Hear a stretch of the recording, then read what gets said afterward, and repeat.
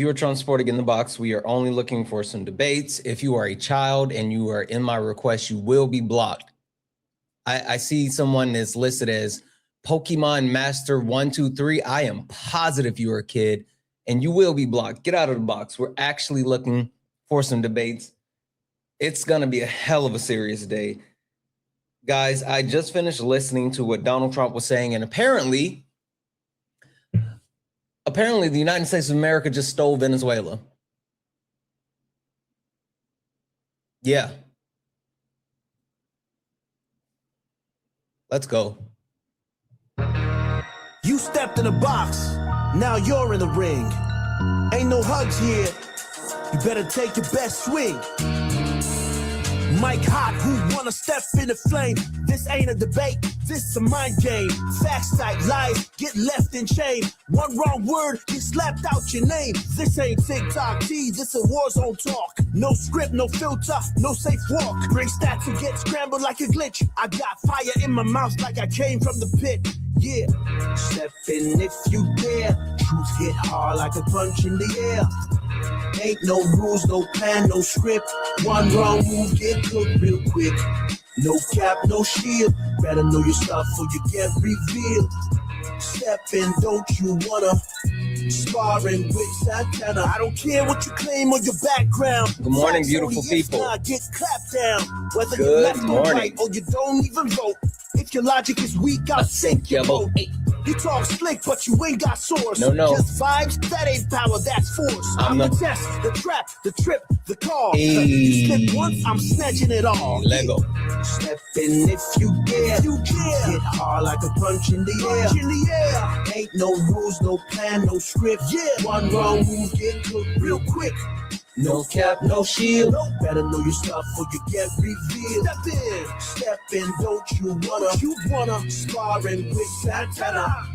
Step in if you dare. Hit hard like a punch in the air. Ain't no rules, no plan, no script. One wrong move, get cooked real quick. No cap, no shield. Better know your stuff or you get revealed. Step in, don't you wanna? Sparring with Santana. Yeah, this ain't a safe place. It is not. This a flame space. Yeah. And don't you wanna? Sparring with Santana.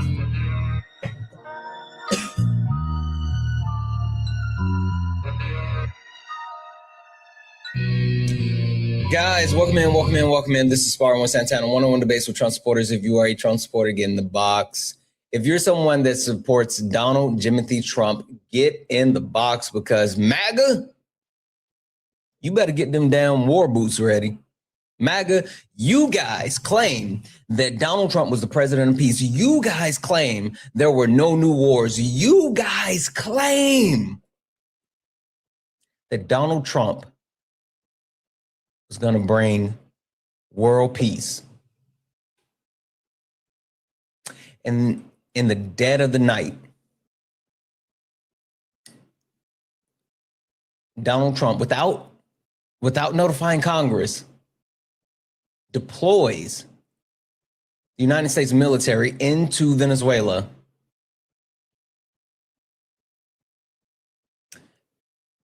and arrests Nicolas Maduro and his wife.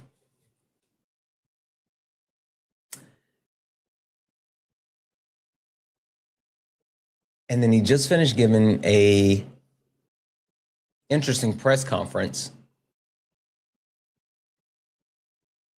where he said a couple of things. One, he said they're not done. There could be a second strike. Well, obviously he warned them. Hey, Texas, whatever, I don't care about what you're saying in the comments. I'm going to mute you, bub. You got to get up here in the box if you want to be heard. You don't get to yip yap in my chat, but he actually, they're not done. You got to wait, still speaking. And then he followed that up by saying something super interesting. That the United States is now going to run Venezuela? There's a lot to unpack there, but we're going to go ahead and get into it. We have Texas. Is it pronounced Texas? Text messages, text. No, like text IES. Just call it texties. There's some weird dumb shit. Texties. Got it. And texties. Just to verify, you're a Trump supporter, right? You could say that. I mean, like, I vote because I like one side or the other better. I don't like make myself a supporter to like put myself from another person. If that makes any point. To be clear, who would you vote for in the 2024 election? Yeah, I voted for Trump. Okay. All right. And if the election were to happen today, would you still vote him knowing everything that you know? The same candidates? Yep. Yeah, 100%. Okay. Perfect. I'm just going to call you Tex. Yeah, that's fine. Tex, question. Do you know who I am? No, sir, I do not.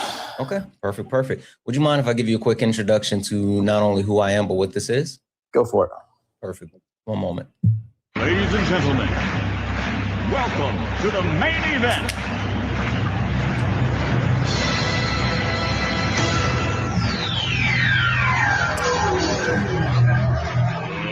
Let's get ready to rumble!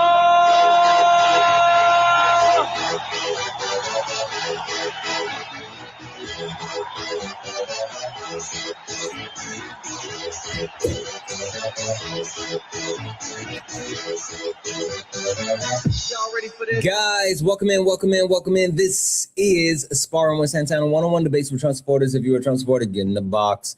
If you're someone that supports Donald Timothy Trump, get in the box. We are only looking for some debates. Guys, please do not request up. If you are not a Trump supporter, we're not talking friendlies. We are only looking for some debates. But if you're friendly, tap the screen, right? Let's go ahead and get the likes up to 50,000 likes. Also, send your daily heart me. It's only one coin. It'll help boost the live and push us out to the FYP. And last but not least, I'm going to keep resetting these daily gift goals to these little 1-cent gift goals, and that will help boost the live as well. Text. I guess, you know what? Pretty plain and simple. I want to give you the floor because I would love to hear your thoughts before I go way too far. You're the first person I've actually got an opportunity to talk to this about. And I want to, maybe I'm tripping. So I want to hear your perspective. Okay, cool. So we're talking about what just happened right now, correct? That's what we're talking about. The entire invasion of Venezuela, capturing Maduro and his wife, bringing them back to New York. And then I don't know if you had a chance of hearing what Donald Trump just said, because I think there's... Yeah. I just watched the entire conference. You're good. Yeah. So. All right. So for one, you said that we are taking over the government and running it ourselves. No, we're teaming up with the government to then give them and let them run their own infrastructure again. We're just helping them rebuild it. That's not what Trump said. That's what Marco Rubio said, which Trump appointed to say. So that's what he said. Wait, just to be very clear. Okay, go ahead. Marco Rubio did say that we have been in conversation with the current president, which is the vice president. They got elevated, but Donald Trump said the United States of America will run Venezuela until they can hand over the power to someone else. So while I do agree with you, that's what Marco Rubio said, Donald Trump said something completely different. And we all know big bank take little bank, right? Yeah. I mean, I think that's just kind of more so like someone saying this and someone saying that. I think they're just saying it two different ways. And I like to believe, like I said, because I'm also going to I'm not going to sit here and like flutter with you. Trump's old. Biden was old. Mm-hmm. Trump is old. He doesn't say shit right correctly. I'm not going to sit right here and act like he's a nice guy. Like I said, you just asked me who I voted for. Right. But at the end of the day, what I did want to get across is I think Marco Rubio put it exactly how it is and how it's going to be. The only reason I'm pushing back on that, right? And, go for it. And not saying that you're necessarily wrong. But what I will say is that Donald Trump has a tendency of saying the quiet part out loud when he doesn't mean to, right?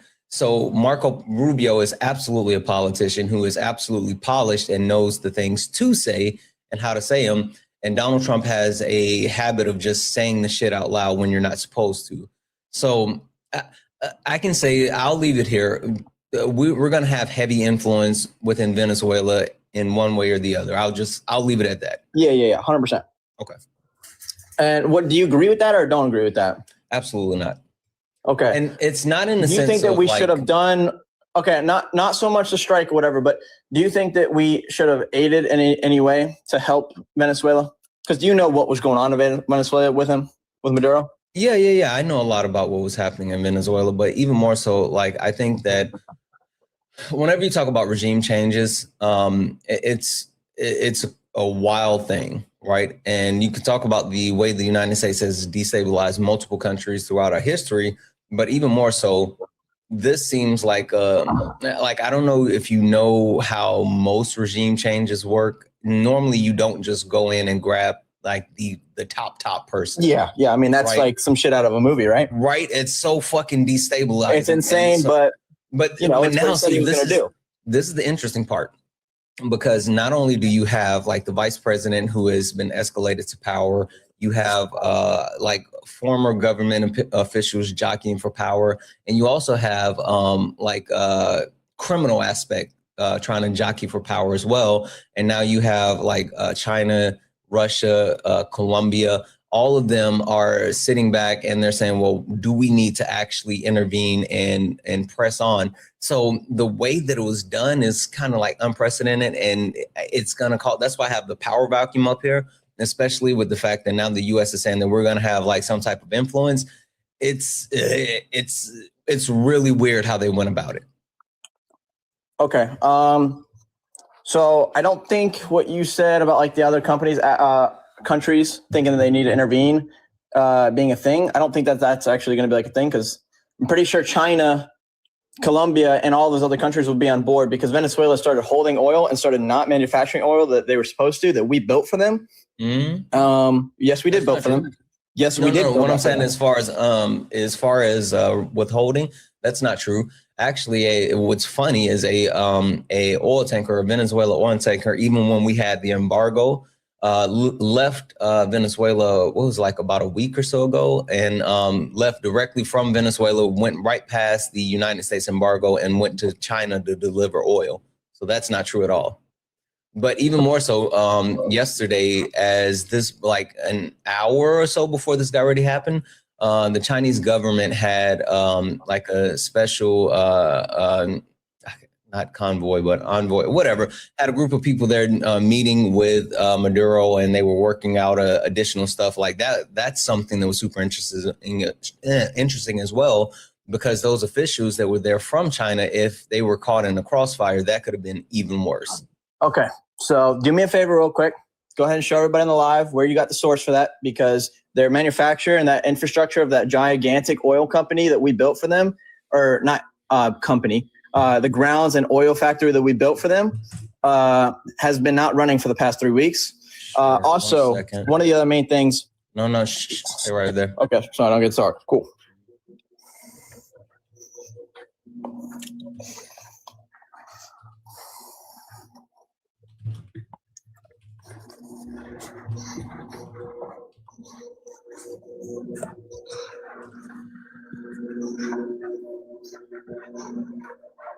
So you can go look up, this is dang it, why does this pop up? Oh, I got to sign in. Hold on 1 second. Sorry, it's making me sign in to Reuters, but it's the Reuters report. It's from 4 days ago. Here it is. Oil tanker still arriving in Venezuela despite U.S. blockade, data shows.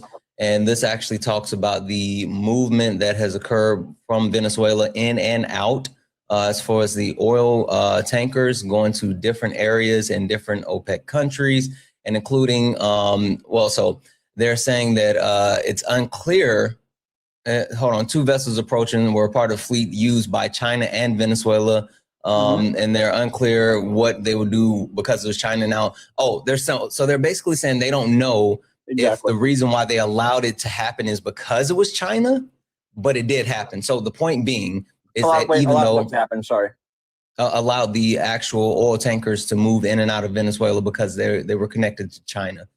Okay, go ahead. So again, the actual title, oil tanker still arriving in Venezuela despite U.S. blockade, data shows it was 4 days ago, and talking about the actual movement back and forth in and out of Venezuela when it comes to oil tankers. So the point that I'm trying to make is, even though you can talk about the oil and you can talk about the bigger point that I was trying to make, because that's like a sticking point, but the bigger point I was trying to make is that China and Russia both have very large interests in Venezuela.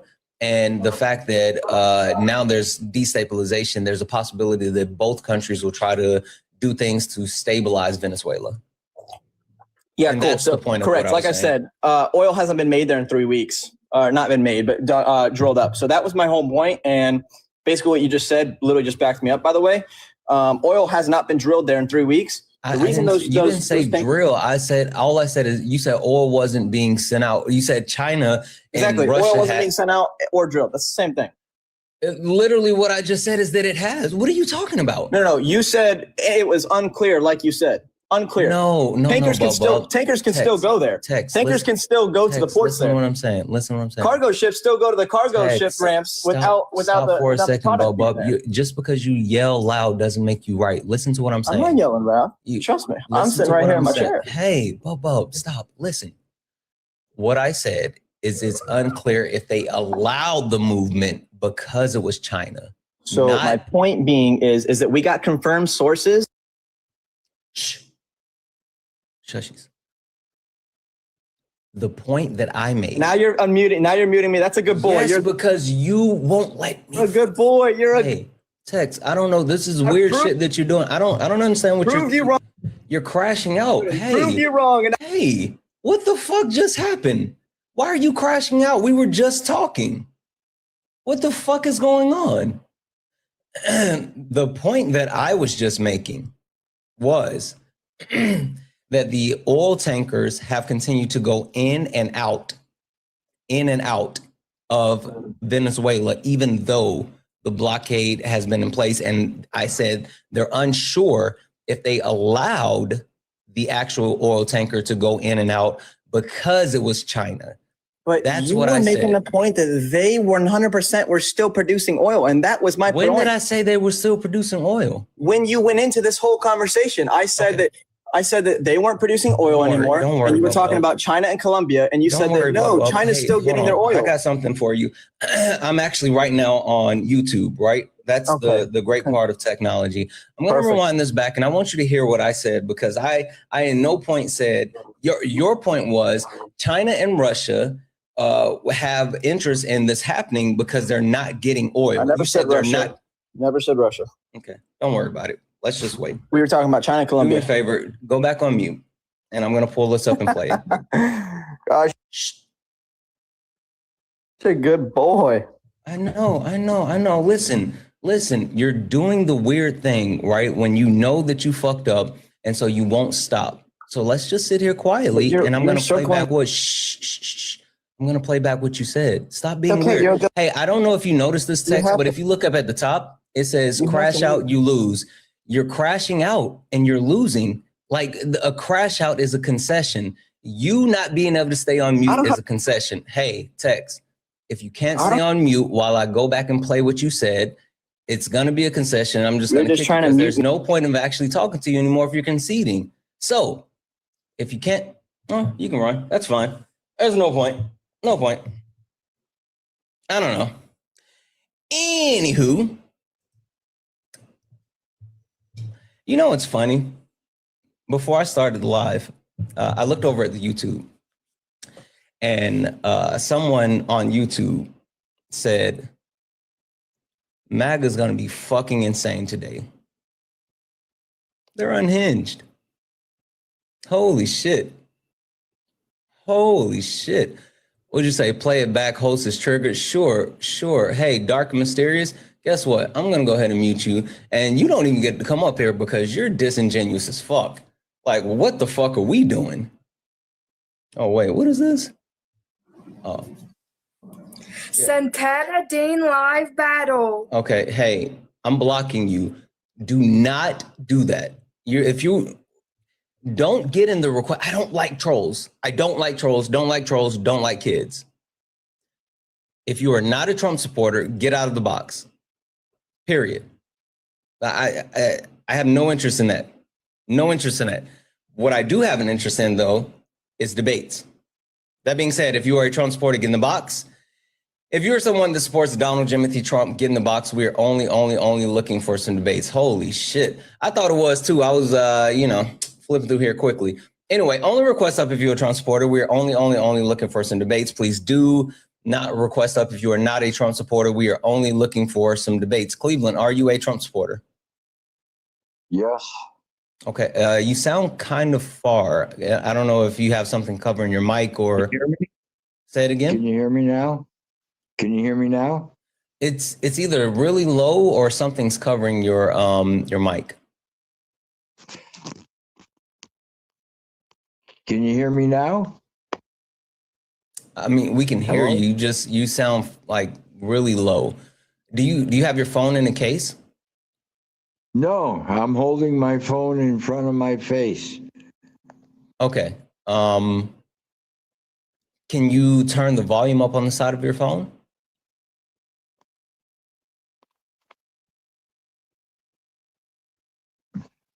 Yeah, I turned it up.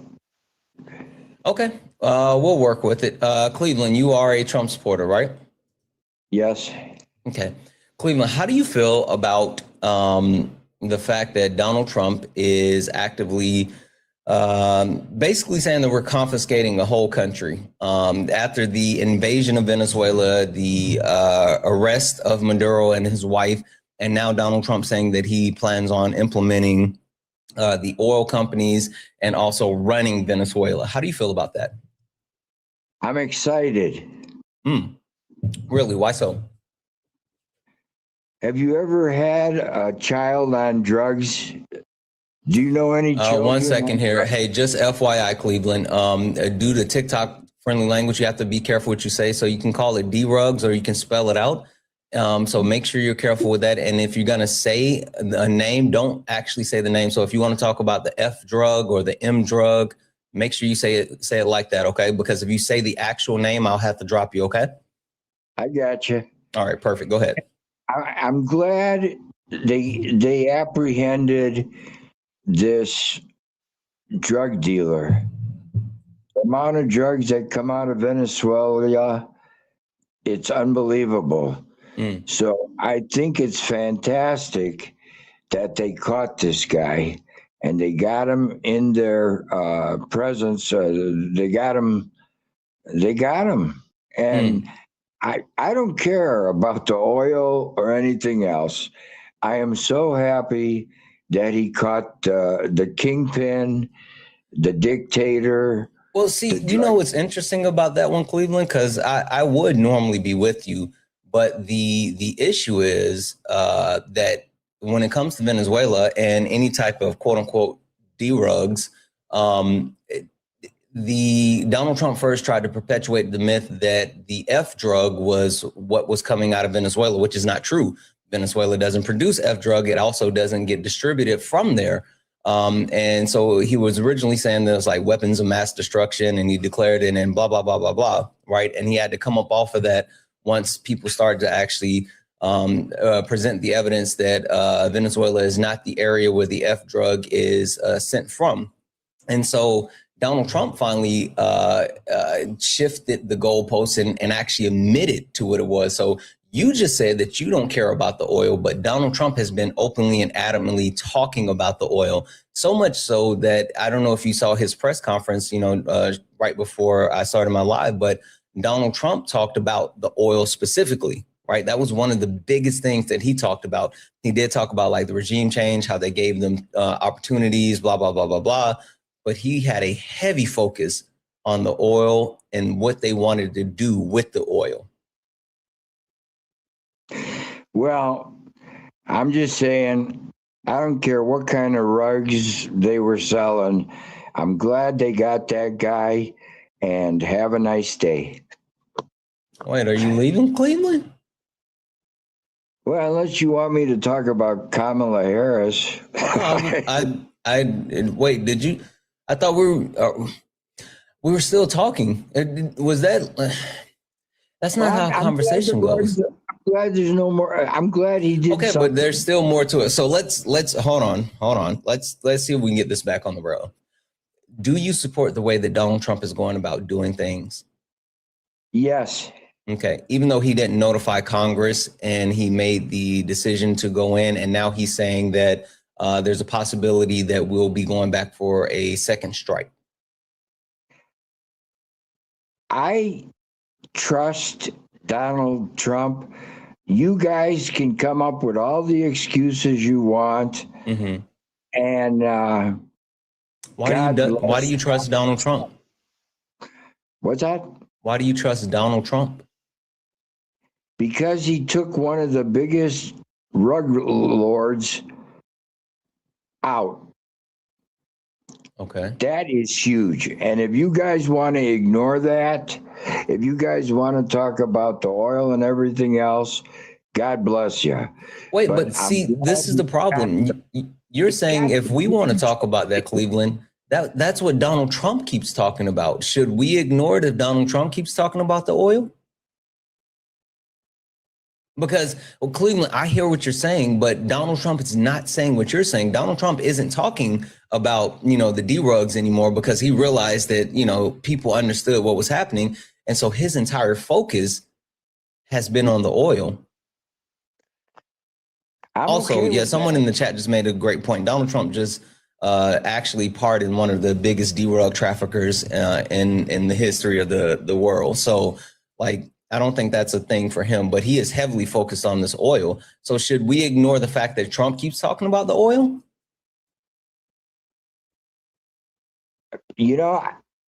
I'm glad he got the rug dealer. That's all I got to say. I'm glad he got him. But why is that the only thing for you, Cleveland? Because rugs kill. Yeah, they do. They absolutely do. And you and I agree. But destabilizing an entire country and the way that Donald Trump did it, I have multiple things listed. We can talk about the power vacuum. We can talk about the oil that they're trying to get. But listen, Cleveland, how do you feel about the way that we've handled immigration within our country? I'm glad he's kicking them out. Sure. Okay. All right. So you're not in. Fine. Hey, Cleveland, what happens when you destabilize? What happens when you destabilize countries? What happens to their citizens? I don't know.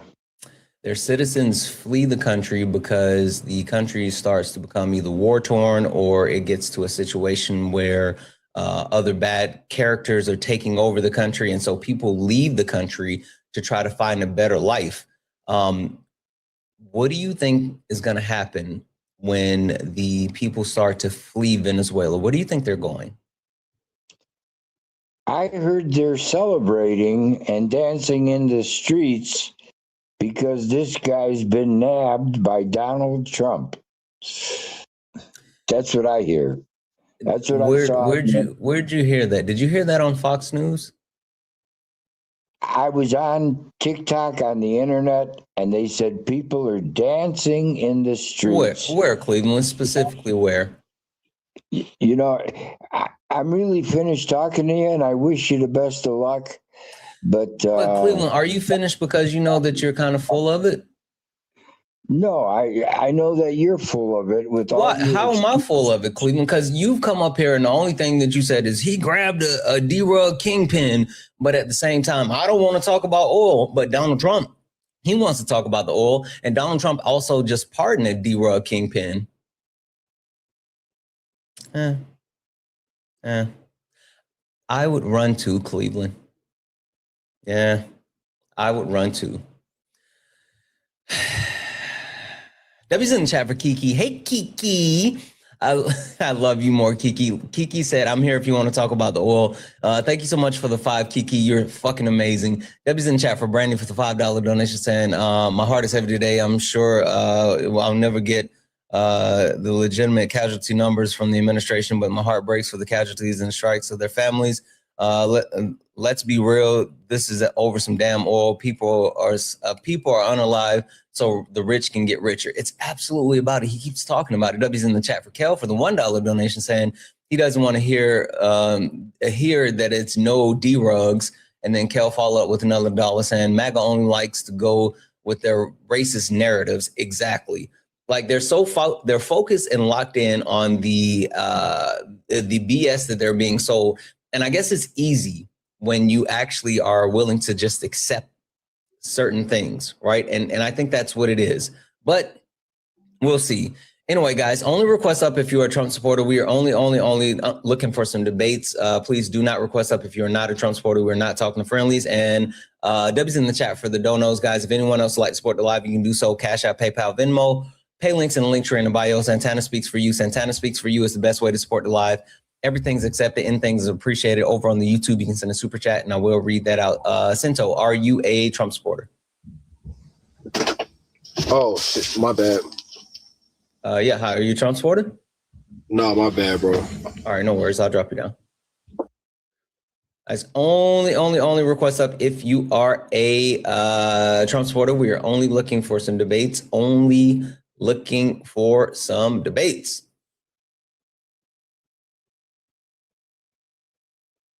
Hi, Rich. Are you a Trump supporter? I guess Rich isn't. Do do do do do do do do.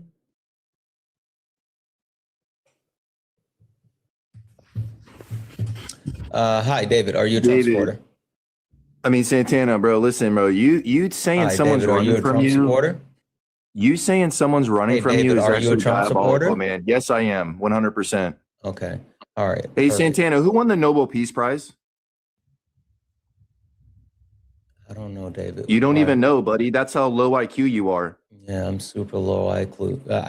Yeah, Maria Corina. Right. What I know who the position fuck is she won gonna- the Nobel what Peace is- what Prize. Yes, position- she's in Venezuela. Yes, she's supposed to be the, the president. I just Yes, told you, no clown. one's talking about I just that. told you, buddy. Hey, you think you told me, bro? I'm on this fucking app every single day. You think I don't know who won the Nobel Peace Prize? It's the person that Donald Trump wanted the Nobel Peace Prize from, and she said that she dedicated the Nobel Peace Prize to Donald Trump. That's not the fucking.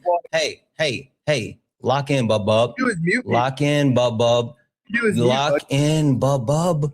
This is not what we're talking about. What I want to talk about is what's currently happening. So this is how we're going to do it, because this is my house.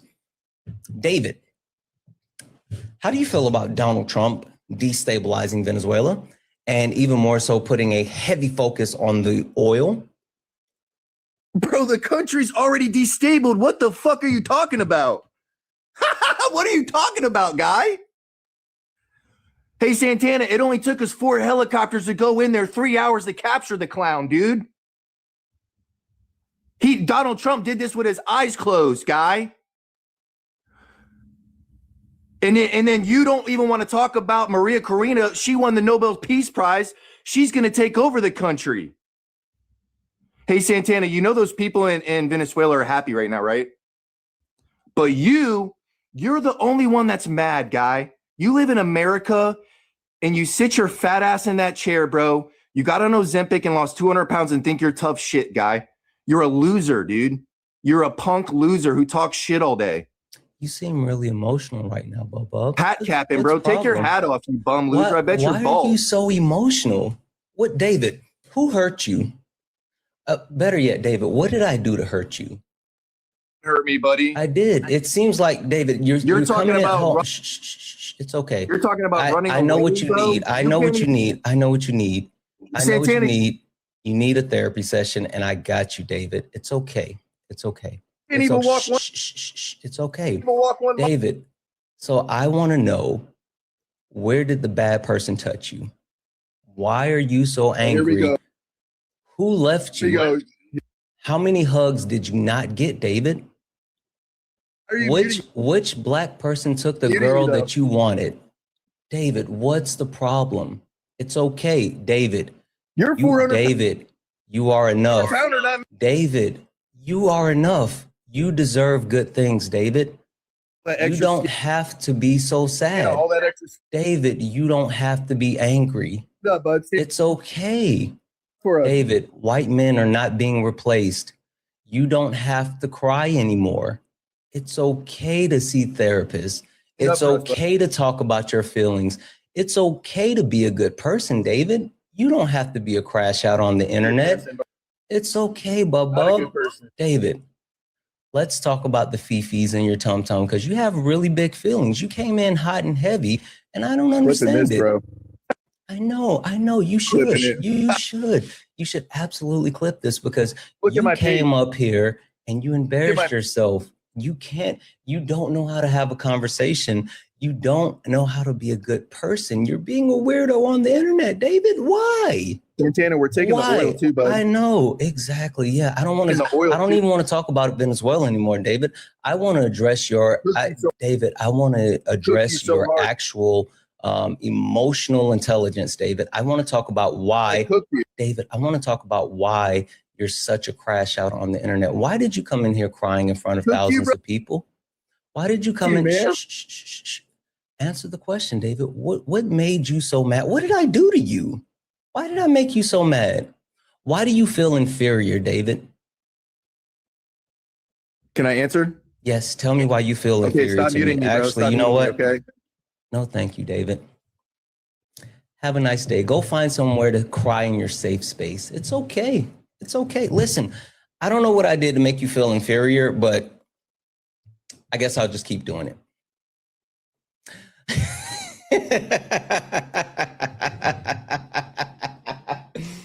Oh my God. The white male fragility is on high display. High display. Holy fuck, what's happening? Debbie's in the chat for Dragon for the dollar donation saying David was harassing Carbon last night. No way. That doesn't shock me.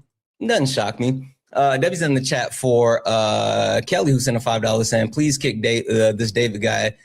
He's the same as Ryan West. Oh, he's the piece of shit that was advocating for grape. That's who he is. That makes sense. That's why he came in and was like, who said you're running from? That's why he had to make a fake profile to get up here because he's not allowed on my platform. There it is.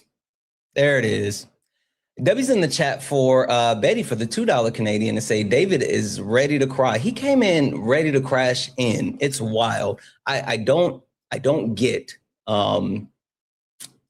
white male fragility. David, you can get out of the box, bub. You can't come up.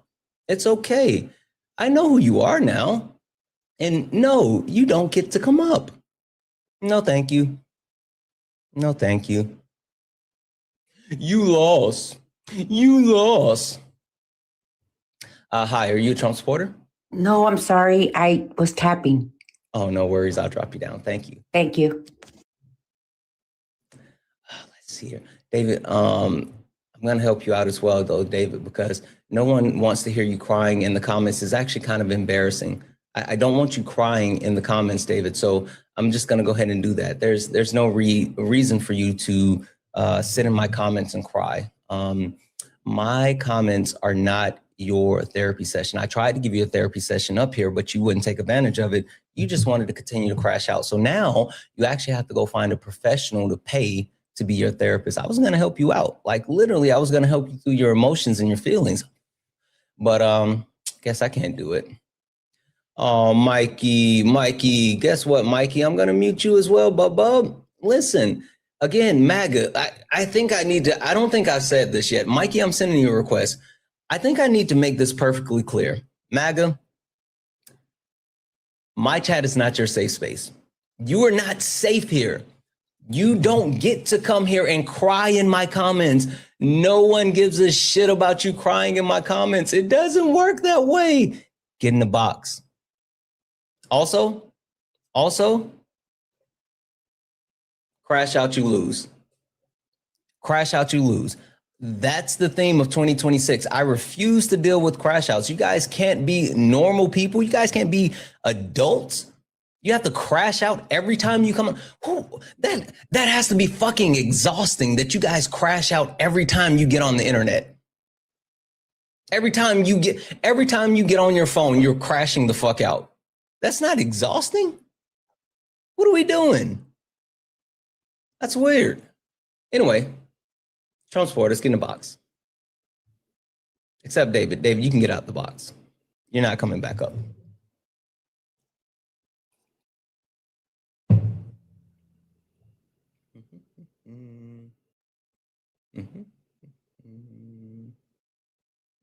Oh, this keeps jumping. Boom.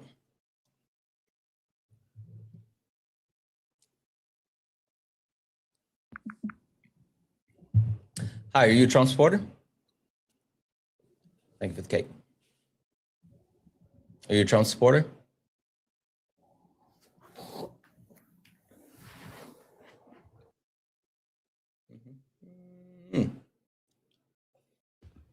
Hello. Hi, Madison. Are you a Trump I found supporter? you during no, but I found you during Dean's live, and I was Madison, wondering please. if you Madison, stop for a second. Stop for a second. Listen to me. Yeah. Please respect people boundaries. I've been saying this over and over and over, and I know other people say it as well. I'm looking for some debates, and while I appreciate you coming up, I'm only looking for some debates. Please respect people boundaries. Consent is always needed, and no means no. So I appreciate you so much, but please do not request up if you're not a Trump supporter. I appreciate you. Guys, I'm so serious. Please only request up if you're a Trump supporter. I appreciate each and every one of you, but we're looking for some debates. Please and thank you. I truly mean that. Respect my boundaries.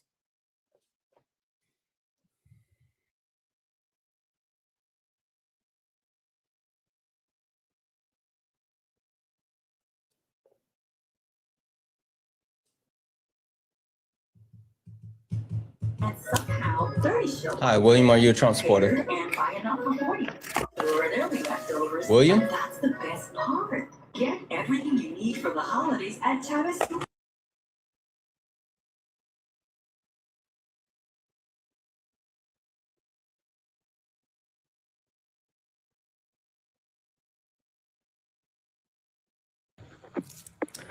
Supermarket, are you a Trump supporter? Oy vey, sorry, I was power liking. My bad, brother, sorry. No worries, have a good one.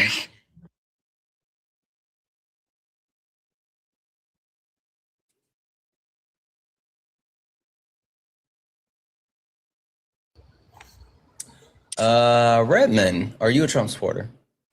I have been, but we talked a few days ago. I was up and you asked.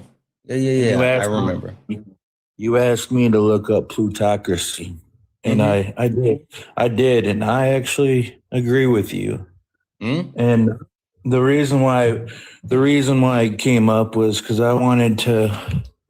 I've been seeing some reactions about what happened last night, early this morning. I've seen some Venezuelans, happy dancing and stuff like that. But I'm also very skeptical that this was done the right way. I don't think it was done the right way. I just kind of want to know what your reactions are.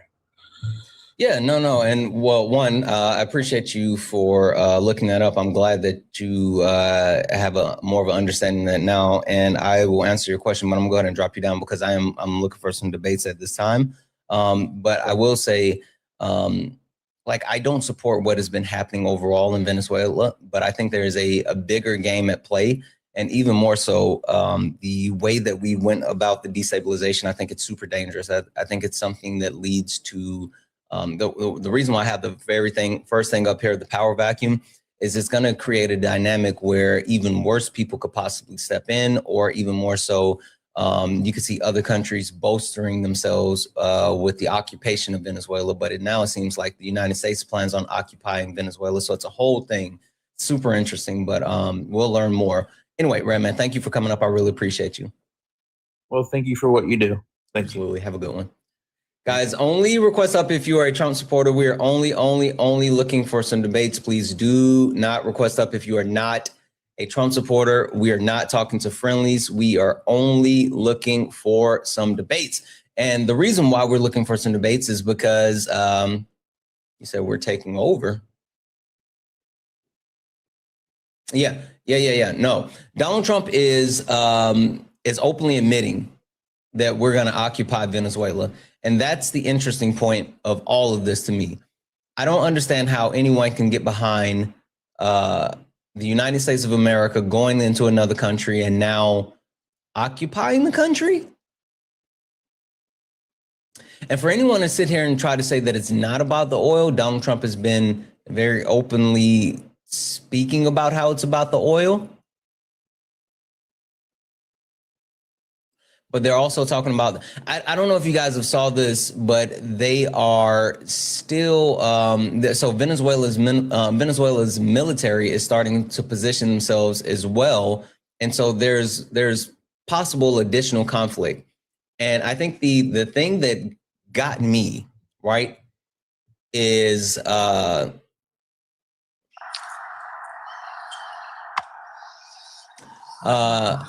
are you a Trump supporter?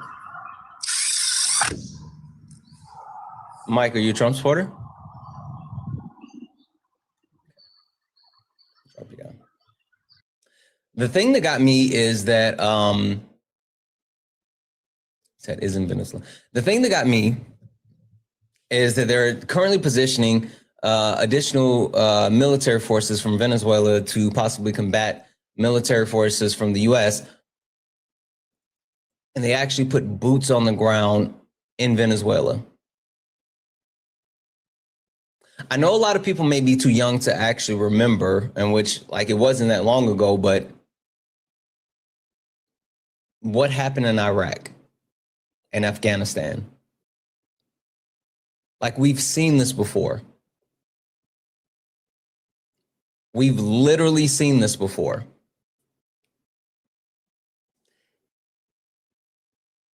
And I put this here, that last one. This is all a distraction. This is absolutely a distraction. And you know what the worst part about this distraction is, though? You know what the worst part about all of this is? We have an idiot administration running our country at this time. And don't get me wrong, we had an idiot administration running the country when GW was in power. But this administration is worse. The reason why I say this administration is worse, before I had this stolen oil here, the bullet point that I had was cronies collide. And so Marco Rubio, prior to the press conference, was saying that, like, we were done, right? Marco Rubio was like, this is it. We went in, we got them, we're out, right? That's what Marco Rubio was saying. But at the same time, at the same time, Pam Bondi was saying that we're not done. So even within the Trump administration, there's conflicting messages. And the issue is when you have conflicting messages, you have people putting out different information. You don't know what's actually happening.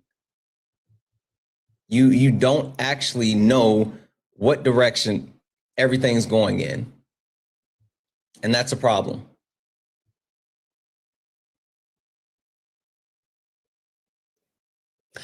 And I don't understand how Trump supporters can actually support this today. I don't understand how they can actually put up with any of this anymore, because I could have sworn Donald Trump said no new wars. I could have sworn that Donald Trump said he was the president of peace. I could have sworn that Donald Trump did not want us in forever wars.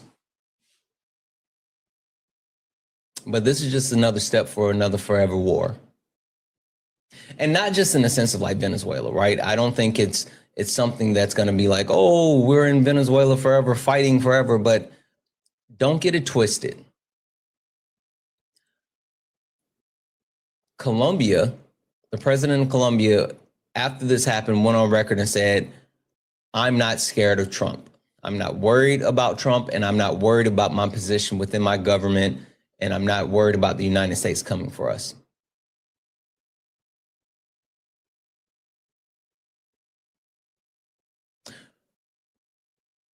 This is a problem. This is a problem. Guys, only request up if you are a Trump supporter. We are only looking for some debates. Only request up if you are a Trump supporter. We are only looking for some debates. Do not request up if you're not a Trump supporter. Dr. Sarah, are you a Trump supporter? Dr. Sarah, are you a Trump supporter?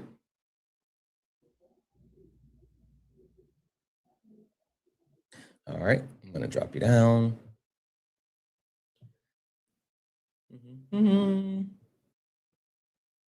And if you're wrong and it's not a war, will you get off TikTok forever? No, just average Joe, I won't, but I'm going to mute you and you can come up here and talk to me about it. Why do you think I'm going to answer your questions from the comment? MAGA, you guys are so weird. Why would I answer your question from the comments? Get in the box. Get in the box. You think I'm going to have a conversation with you back and forth? Thank you, Joe. Thank you for coming up. From the comments. I did, because you know what it is? I'm muting you guys to force you up here. Joe, why would I be wrong? How could I be wrong? I noticed that you mute people, and I don't really understand. Do you know why, though? I mean, people in the chat, they are carrying on conversations with each other. Doesn't necessarily mean that it's inviting you to respond on your live. Well, you know what happens, Joe? So Trump supporters, MAGA, they tend to need a safe space, right? And so that's why, you know, they often hide in these small little lives where it's like 2 people and, you know, they're all like 5 people on a panel and some stuff like that or whatever. But they're afraid to actually get up and defend their position in front of the crowd. But they will say whatever they have to say in the comment and run and hide. I'm not going to let people throw rocks and then hide their hands, Joe. And that's what it's all about. I'm not going to hide from anybody. My first deployment was to Panama in 1989. We removed Manuel Noriega, brought him to the United States. He was indicted, spent the rest of his life in prison.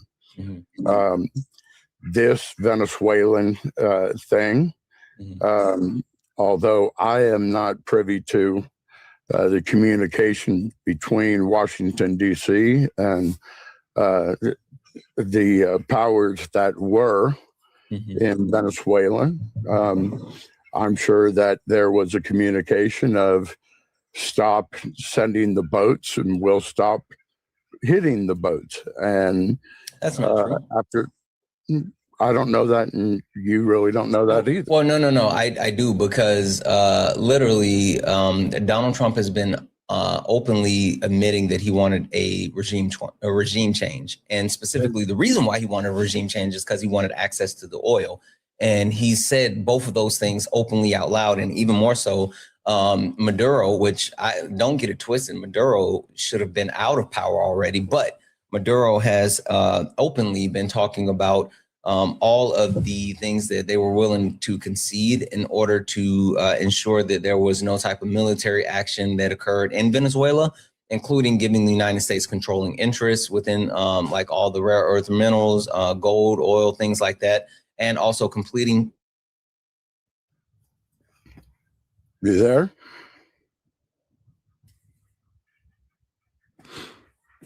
I know my internet's fine. I don't know what's going on with yours.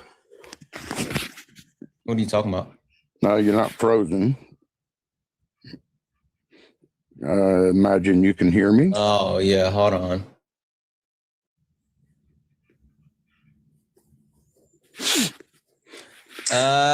Chat, any better? Any better? Yeah. Should be better. All right. Sorry about that, guys. Give it a second. Sorry about that. Actually, Joe, can you give me 2 seconds? Let me get caught up on some things really quick. Debbie's in the chat for Dragon Lover, who sent a $5 donation for a diabolical therapy session. Absolutely. Debbie's in the chat for August for the $20 donation, saying that was a great therapy session. He needed it. He did. He was such a crash out. I don't understand why people are so angry. It's too early. Holy fuck. Debbie's in the chat for Abby for the $55 donation. Guys, million W's in the chat for Abby. Abby said, thank you for what you do. Abby, thank you so much for the $55 donation. You're fucking awesome. I appreciate you so much. Debbie's in the chat for Trish for the $5 donation, saying 2026, no crash outs, respect people boundaries. Exactly. I don't want to do crash outs in 2026. I refuse. Debbie's in the chat for Mike for the $5 donation, saying, I love how you stand on business, sir. Happy New Year. Happy New Year to you, Mike. Thank you so much. I really appreciate you. Debbie's in the chat for Amanda for the $5 donation, saying, makes me wonder how MAGA would feel if it were been invaded and Biden was abducted. sure, they didn't like Biden, but would they celebrate the U.S. being invaded by a foreign country? I think not exactly. Never. And Debbie's in the chat for Kelly for the $2 donation saying, to add more context, that's Ryan/Daniel, the guy that threatened Mizo and his family. Holy shit. On a born, holy fuck. Okay. Yeah, no, thank you for letting me know, Kelly. Thank you for the 2. He'll never get back up here. Absolutely. Debbie's in the chat for Sims, who sent the $9.99 super chat to say, did you hear that Trump is not going to let Machado replace Maduro, and there's going to be occupation? Yeah, that's exactly what I was saying. He's saying that we're going to occupy Venezuela. Like, that's been the whole point. Debbie's in chat for Queen for the $5 super chat to say, the reason we walked into Venezuela and took Maduro and walked out is because they let us. Trump won't let Maria Coronado Machado be president. Yeah, I'm super interested to see what the follow-up is going to be, because again, they said that they were currently in conversations with the VP who's now the president. There's a lot to it. Debbie's in the chat for 1234, who sent a $2 super chat to say the midterms are coming. The midterms are absolutely coming. I'm telling you, this is all a deflection and distraction. And Debbie's in the chat for Heather for the $20 donation saying this guest being a veteran and supporting a guy that called him a sucker and loser is wild to me. That is wild. Guys, Debbie's in the chat. If anyone else likes to support the live, you can do so. Cash App, PayPal, Venmo, pay links and links in the bio. Everything's accepted and things appreciated. If you're over on the YouTube, you can send a super chat and I will read that out. Oh, guys. This is the main account. This is the main account. Look up at the top. You see the word follow? That means you're not following me. Hit that follow button. Hit the follow button. Or if you see a gray heart, go ahead and send your daily heart me. It's only 1 coin. It'll boost the live. It'll push us out to the FYP. Turn on your notifications so you know when I go live, and follow the backup account as well. Joe, you being a veteran, right? You understand the, I'm sorry? I said, yeah, let's address that comment from your yeah, well, no, it's more this is where I was going. You being a veteran, right, and you being someone who's been deployed and you know the gravity of military operations, right? Yeah. The fact that Donald Trump and this Trump administration went around Congress, and it seems as if this is a standard thing, right, where the administration openly skips congressional approval in order to do the things that they want to do. Where's the checks and balances? Like, where's the line as far as ensuring that Donald Trump isn't doing things that are illegal or putting people in jeopardy because the decisions they're making aren't congressionally approved? Well, the president is not obligated to go to Congress unless it's going to be a declaration of war or asking for a declaration of war. It will play out, and it will play out this way. Machado is the rightful president of Venezuela.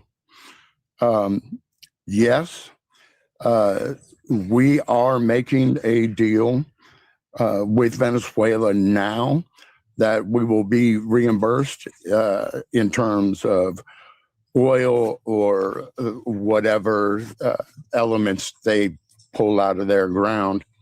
And that will be a deal that we have, and it will be an open trade agreement after we receive so much of one thing or another. Now, not everybody wants to believe or they refuse to understand that the oil was sanctioned, and that's why the boats were stopped. The oil tankers were stopped. It is sanctioned oil. There is cartel activity, and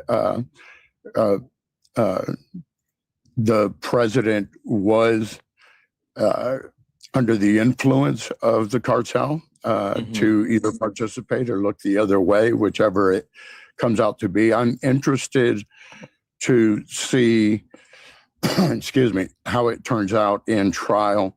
I do believe in our justice system, and I hope that he will receive a fair trial. and, Well, and the evidence come out that way. Let me hop in here really quick and clarify one thing, and I want to make sure that I bring it to your attention a couple of different things, right? We know that Donald Trump has flaunted his power in the face of Congress, right? And we also know that Donald Trump is flaunting his power in the face of the Constitution, right? And we can talk about Article 1, Section 8 of the Constitution, which grants the roles and power of Congress, or Article 2, Article 2, Section 2 of the Constitution, which grants the presidential power and control. Or we can even talk about the War Powers Resolution of 1973. But in order for Donald Trump to actually enact a military strike in a foreign land, he is supposed to notify the at least I think it's the Senate, Senate committee, but there's supposed to be there's supposed to be notification to the Senate, and then a formal report that is given to Congress within 48 hours.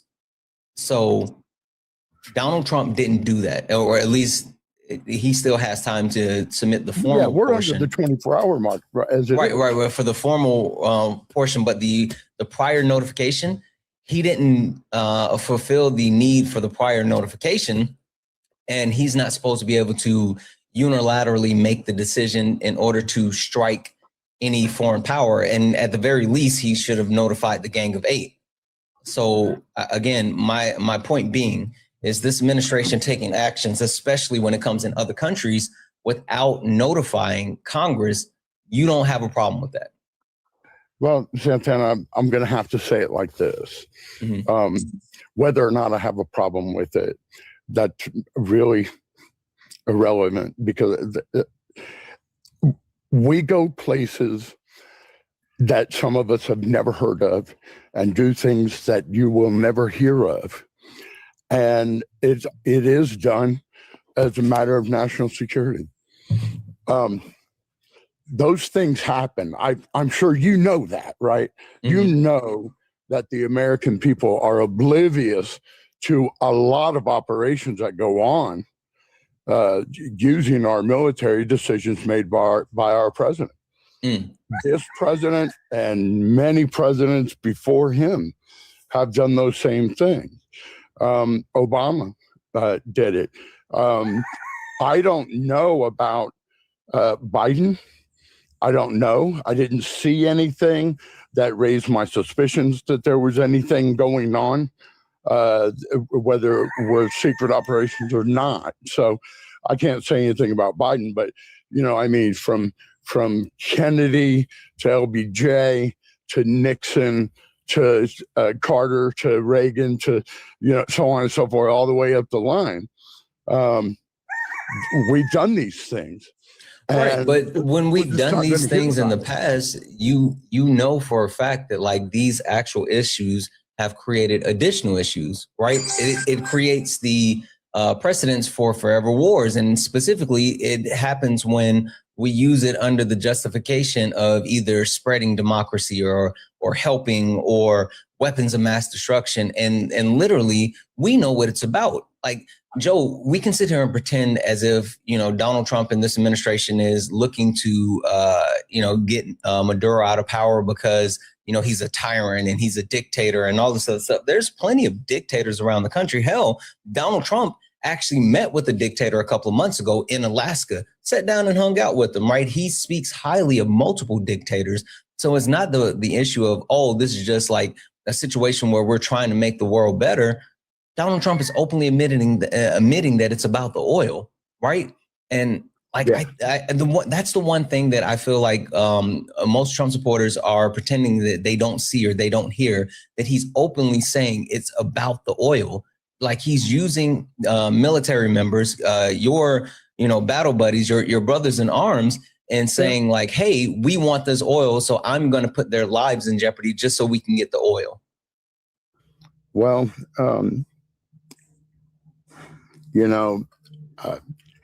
that's something that is torn in my heart. was against going to Iraq and for it to turn out, as you call it, a forever war. That was just so unnecessary to me and done with the Republican president. My father served in Vietnam and Korea, and two useless wars, only to divide a North and South. I am happy for the people of Venezuela for being freed, hopefully. I say hopefully freed.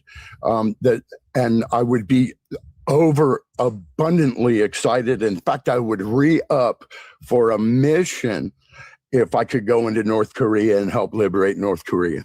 But wait, I would volunteer. You think destabilizing their country and allowing like multiple possible regimes to take root is freeing them? Well, we have to see how it plays out, brother. I mean, we can see it going the direction that you believe or the direction that I believe. I know you've got other people that want to get up here and chat with you. I do, but I'm super interested in having this conversation with you though, because like I don't know if anybody else will be a, military man and someone, at least I'm going to be honest, can have a real conversation. But like, I really value your perspective right now as someone who has served and has perspective. So I would really like to finish this conversation with you, and anybody else could wait, because like, I'm still trying to square this circle. But like the big thing that I'm getting to, right, is understanding that there's multiple things that are going to be like ramifications for what Donald Trump did, right? And I'm not just talking about the destabilization of the country, the possible. There's been reports that multiple criminal elements within Venezuela is now jockeying for power as well, right? So they're trying to actually take power in Venezuela. And the one thing that I was talking to another guy about, an older gentleman, is that like the destabilization of the country is going to cause a mass exodus. And there's already been an exodus in Venezuela prior, but more people are going to look to leave. And apparently the United States doesn't want to welcome refugees. Well, we're responsible for setting off an additional destabilization of their country. So why shouldn't we accept the refugees? Like it's directly contradicting each other, right? Because Donald Trump and MAGA, you guys are saying like, we don't want more immigrants coming here, but then you do things that are going to cause more immigrants to come here. That doesn't make sense. Well, if we're the ones that put them in the situation, then we should certainly open our borders for those people to come into our country for asylum, if that's what's necessary. Let me explain something. First of all, I am a Republican. I voted for Donald Trump. I do have voter's remorse. I am not proud of the president. Mostly for his behavior and for his lack of decorum and respect that he fails to pay other people that should be dignified with respect. I don't like the way that he talked to Joe, women. Your biggest issue is that Donald Trump doesn't show people respect. Your biggest issue isn't him violating the Constitution? No. That falls under the respect thing. Respect for the laws, respect for the Constitution, respect for the Senate, the House, and Congress. He needs to know his place. He oversteps his bounds. He goes about things that I know from my own experience are not protocol. And quite honestly, it's heartbreaking. I don't cheer for the failure of our president. I pray for him. I pray for him to have some guidance that would have to be much more powerful than the Senate or the House could give. I don't know if they want to, impeachment, I guess, but would you stand behind that, Joe? They can get the votes. Joe, if today, right, there was a push to have Donald Trump removed, would you be in support of that? Yeah. You would? Yeah. Okay. Yeah, I would. I would. He's proven himself to me. That doesn't make me a Democrat. It just means I mean, that I think political parties are whatever. Okay, that's interesting. Well, Joe, sure you don't get many people that. No, like that actually caught me off guard. I wasn't expecting that one. I'm not the enemy. I'm an American. I don't think you are. You're an American. The problem is, We're it's not that I think that, I don't think that any like MAGA is the enemy.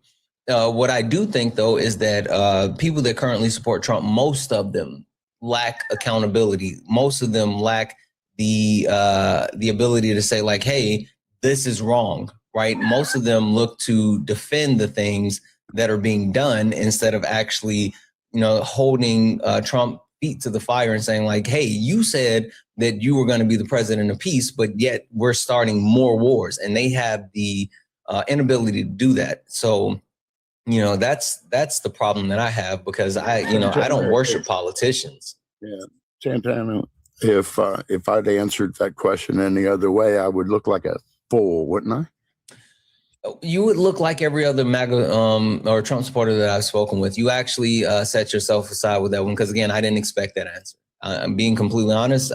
You caught me off guard with that one, and earned some respect, because, again, there's an issue with, people being unable to take accountability. Yeah, well, I'm going to tell you, I made it a policy, actually, that I wasn't going to go up on any Democrat lives. I broke that. I actually have that in my profile for the month of January. But I got it. And in fact, I named you specifically. I did. I named you specifically, along with some others.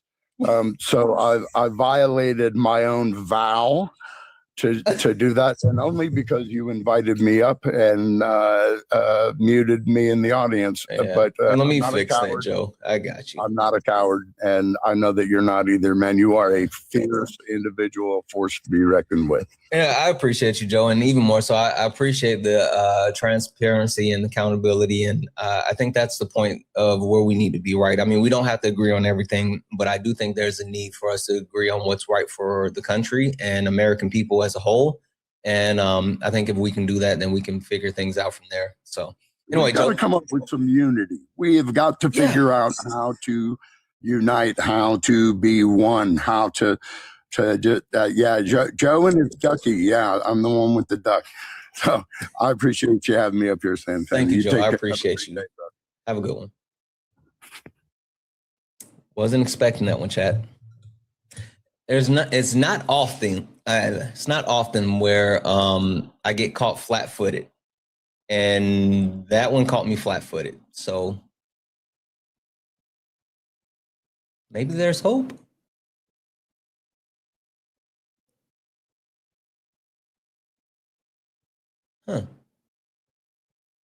Maybe there's hope.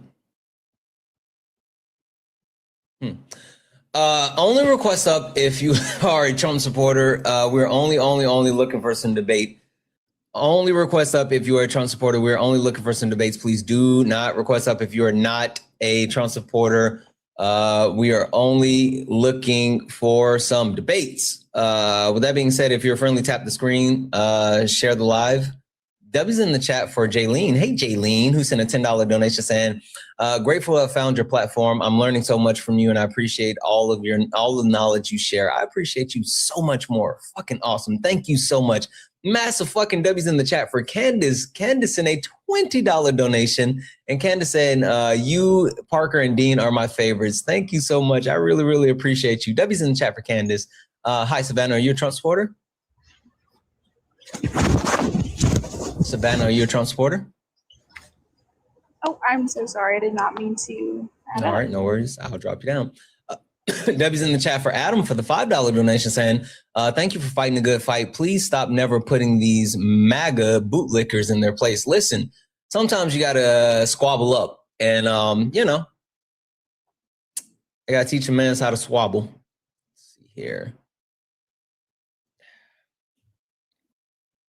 Debbie's in the chat for MAGA Cries, who sent a $2 donation saying Trump and headset are war criminals, and I'm looking forward to the Nuremberg-style trials starting in 2028. Absolutely. Hi, Jenny, are you a Trump supporter?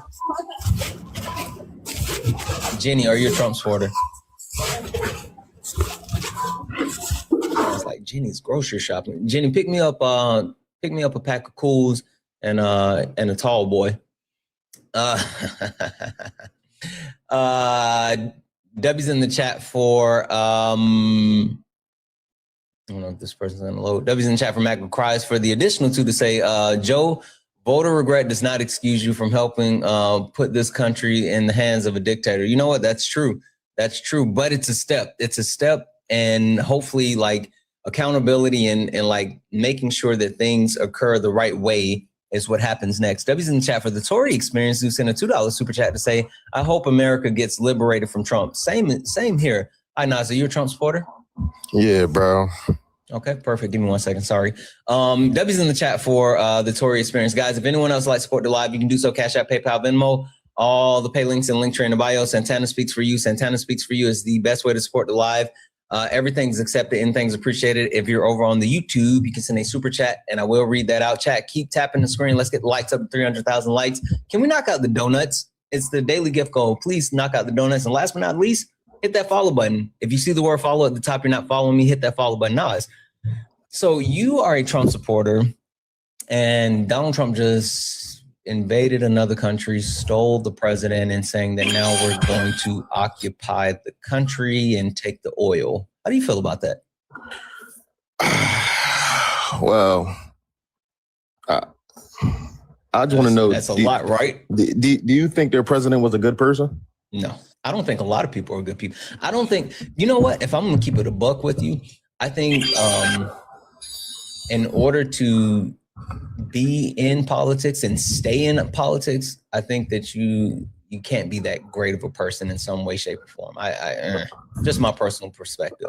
But in comparison, I don't mean like there's ranges of not good people. Mm-hmm. If people were to say Donald Trump isn't a good person, I could agree. I could agree with that. Mm-hmm. But I would completely disagree. He's a different type of bad person than the Venezuelan quotations president as you just addressed them. So would you compare them to, like, would you think they're the same type of bad person or two different levels of bad person? That's a tough one because I think Donald Trump is a bad person on a different level. Like it's a different type of bad, Agreed. Even though I think Donald Trump is a worse person, but it's still different, right? And the reason why I say that is because not only is Donald Trump like in power and actively harming and hurting Americans, right? But he perpetuates so many of the things that's like the worst part of America, right? He's an adjudicated rapist. He's a sexist. He's a classist. He's a fascist. And he has reach that he has used to perpetuate harm outside of just like the physical aspect, right? The indoctrination of the youth. You know, I talk to incels every single day who Donald Trump and his administration is pushing the idea that like there's a white male loneliness epidemic and, you know, young white men are being targeted and all this other stuff. So I think Donald Trump is a worse person and he's more harmful, but just in different ways. You think he's a worse honestly, when I first came up here, I was going to ask you a very ignorant question. I was going to ask you, because I am a fan of your content, and I do think more often than not, your message is pure, and you do try to get the best out of every situation. I like your live because they're very different from Dean and Parker. Not in a better way, but like y'all all have a different thing to bring. Everyone's different. Exactly. But like I feel like sometimes you came on here and instantly spew the negative and the worst of what the situation could be. And I feel like listen, I'm not gonna hold you. So I get why you would say that, right? I'm not gonna say you're wrong. Mm-hmm. And the one thing that I will say about that is it's not that I'm trying to fearmonger. Right. I'm gonna be like really honest with you and really vulnerable, I guess. So I study this stuff a lot, right? Mm-hmm. When I say study, I mean like when I consume what's happening at so much of like my free time, whether it's reading, watching videos, looking at historical information. And so I consume so much information. And I've said this before to like people that's close to me, and I feel like I have the curse of knowledge, right? And I say that in the sense of I understand what's happening. I understand the historical references, and I understand how those things have happened. And so it's not me sitting here trying to like fearmonger or say, you know, this is the worst thing that's ever happened or whatever. This is me understanding like how the situation can be played out to its furthest logical conclusion. Right. And then I talk about that. And so if nothing else, I'd rather people be prepared for the worst than like to be blindsided by something that, you know, happens that is going to shake us. I think that's fair. But obviously, I'm pretty sure you watched the press conference, right? Yeah. And we can see through a lot of the BS they said. Yeah. But I also liked a lot of the things they said as well. What you like? How they're going to use the oil trade to obviously we're going to use it to the benefit of the United States, but to also use it to the benefit of the Venezuelan people. I don't think that's all the way a lie. I didn't believe. I don't think that's I believe all the the way a first part. lie. I didn't believe the second part. But see, like, I feel like that's just because like you don't want to trust this administration. Mm-hmm. And if they do not use any of that money to help the Venezuelan people, that would be very disgusting. But if they do, that's really good. Not just them, but like the United States government as a whole. Right. What has the United States government as a whole done to actually garner trust from American citizens? That's a good question, but I think that depends on the person. Right, but you can't. There's no way to appease every U.S. citizen as a whole. That's why we're splitting the parties. That's a good one. Yeah. But like, think about it as a whole. So I'll be specific. Right, there's other countries where they may not be the best countries in the world. Spain, right? So Spain has a policy where they believe that everyone should have the right to live in a home, right? And so in Spain, they have like these extreme squatter rights. And while I don't believe in like those squatter rights, if someone goes in and they're able to get into a home that's either abandoned or people just haven't been there in such a long time, and they're able to get in and like, you know, start living or whatever, then they get rights to actually stay there. And so I think the government, while I disagree with the squatter rights premise, I think the government saying like, hey, if someone's so desperate that they have to try to find a home and find somewhere to stay, then they should be able to have a place to stay. Like, I think that's something, or you can be more practical and talk about like universal health care or things like that. The point that I'm saying is, as a whole, the United States government doesn't really do those types of things to ensure the safety, happiness, or success of American citizens. Like there's nothing you're saying is wrong. I'll admit that, but it's weird to try to compare the United States and Spain. Like we're the world superpower, so we're responsible for the world to a sense. What is Spain responsible for outside of Spain? You get what I'm saying? That's fair, but then like even if I take your premise, right, and we say that we're the world superpower or whatever, then shouldn't we be the example as far as how we treat citizens? Like if we're going to be the example and we're going to be the leaders of the free world, because who's to say like any other country has to treat their citizens at any certain level if the United States of America doesn't? Right. But like that, I feel like that's a revolving door, because if we're worried about our U.S. citizens more than we are the rest of the world, then we're not worried about the rest of the world. We're worried, like, take Israel, for example. Israel has every economic, free healthcare, free college, free whatever you may name it. But Israel's only worried about Israel. Yeah, because the United States supports Israel.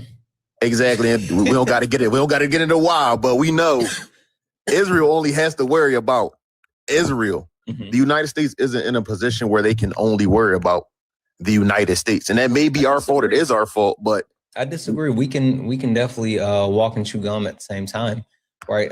This is funny. I was on GT's live last night, and there was a guy who, when I originally requested up, he was talking about like socialist societies, right? And the United States could absolutely engage in socialism and be able to take care of American citizens in multiple ways, right? We can talk about, yes, increasing taxes. If we increase taxes somewhere between 3 to 5%, we would be able to give every United States citizen healthcare. Like we could have universal healthcare with a slight increase in taxes, or we could do something like cut the military budget, right? And I know that's like a whole boogeyman for so many people, but I love to call out the fact that if we cut our military budget in half, we would still have the largest military budget in the world by $300 billion, right?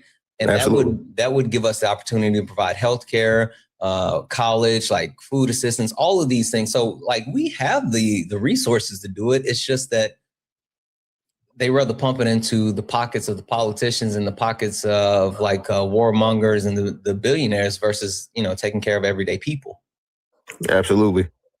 But everything that's what I'm saying. Like you will come from the position of the grass can always be better when it comes to the American citizens. Why can't you take that same perspective as to what we'll do for Venezuela as well? I'm not against that, right? I think that the point that I'm getting with Venezuela, though, is I think it's silly for anyone to pretend as if we don't know what they're really doing, right? For the people that are willfully being ignorant and pretending as if they don't know that it's because Trump wants a regime change. They don't know that it's about the oil. They don't know it's about controlling interests in the global South. Like, I understand these things, and I think that's why I have such a hard time with it. I'm not someone who believes in the fluff and the pomp and circumstance. I'm very much a realist, and I think the biggest thing that I struggle with is that so many people that support Donald Trump are willing to take him on face value when he lies a lot and he double talks. But the thing that I like about Trump is that he gets that exposure to where like everything he says has to be micromanaged. Like you said, you watched the press conference. Yeah. We obviously know how they're going to justify going over the Constitution's heads by saying it was a law enforcement. Yeah. You heard it too. I know you called that. Like I heard him say that. I was like, you son of a. But that's why I like him being president. He's a bad person, but like he fucking snuck that in. He literally snuck that shit in. You feel what I'm saying? And that's why I think sometimes through history we have to go through these type of people to wake up the mass amount of people. I feel like under the Biden administration, we got little bits of like little pieces, like, something's a little bit funky. Why is our president not being seen? What is going on? Like, how are they able to run an administration like this? But under Trump, nothing really gets past the American people. And I feel like sometimes you need that to wake up the masses. So I disagree. Right? I get what you're saying. And you're not far off because, we've been through multiple reconciliations throughout our country's history. The difference with this, though, unless the people that are actively being harmed by Trump start to realize that they're actively harmed by Trump, they'll never understand what's happening. But I think they have a better chance of realizing that under Trump than realizing they're being hurt by Biden as well. I don't think so. I think that because Donald Trump is a populist candidate, right? Like Donald Trump doesn't have policies. He doesn't have plans. He has feelings and emotion, and he drives his base based off of feelings and emotion. And as long as they have like that attachment, that emotional connection to him, no matter how bad, it's an abusive relationship. Like no matter how bad he treats them, they're going to continue to make excuses for him. So, understandably so. Like I think the only way that it shifts is if he's no longer here. But that's what I'm saying. Like the presidency is finite. He won't be here in 3 more years, but sometimes you have to hold people's hand to the fire. Like, for example, I voted for Joe Biden in 2020. I also feel betrayed of how that administration handled the Ukraine and Russia war. I feel betrayed how the Democratic Party, in my personal opinion, this may just be me, I feel like the Democratic Party threw Kamala Harris under the bus. Kamala Harris, because you gave her 3 months to run basically a campaign to go against somebody coming off such a hot streak. He was almost, I don't know if I can say the word, but A-worded at that rally. And like they just said, well, we know Biden's not winning. We don't have anybody else to put up. Like she put up the best fight she could. But like she was the only one they could put up though. Like agreed. That's the issue, because anyone else would have. It was a tall task for anyone, period. Right. But like, I slightly disagree with that, because Biden could have ran. They just chose not to put him there. It would have been worse. It would have been. That's what I'm saying. Trump would have beat Biden like a drum. Absolutely. Ran. Kamala Harris put up the best fight out of anyone. And I do think that, and I say this all the time, Joe Biden broke his contract with the Democratic voters, right? Because he said that he was going to be a one-term voter. But even more than that, because tell me if I have it wrong, but so you voted for Biden in 2020 and you voted for Trump in 2024? Yeah. And your symmetry breaker was, give me like, what was the real things that was like, yeah, this is absolutely it. I feel like the Democratic Party didn't set up Kamala. Like it didn't have to. When did she take over? In August? Maybe late July? Yeah, she had 107 days. Yeah, like I just don't feel like the Democratic Party, they were right for doing that. Outside of policy, she had the child tax credit. I think it was $2,000 between hers and Trump. I think she offered $4,000, if I'm not mistaken. Yeah, or it was twice the amount that Trump was offering. It was double his. That's fine. I mean, I don't have children, so that's not necessarily something that was a deal breaker for me. Mm-hmm. There was no real deal breakers outside of I'd rather have Trump be president so that American people can wake up. And like see. Question for you, Nas. Would you call yourself an accelerationist? What does that mean? Are you someone that thinks that like having someone in power that's going to completely destroy and break the current system and lead to something better and new in the future, and so you're willing to allow that to happen in order to get to the better new thing? Not necessarily. I kind of like that word. Thank you for putting me on that. I want to say all the way. Thing. Yeah, I want to say tell all me your that. thoughts. Tell me your thoughts as far as like, what do you think, or what is your, when you voted for Trump, what was your thought process, and then what's your like furthest possible outcome? What did you want as an end result? I wanted people to be more knowledgeable about the Israel lobby affecting our country. Uh-huh. I think that's something people are going to wake up to by the 2028 election. Hopefully everybody looks into these donors and sees how donor correlation directly impacts policies. Mm-hmm. And also, like I said, outside of the few things, I don't think Kamala. Excuse my fault. Harris. I don't think Harris's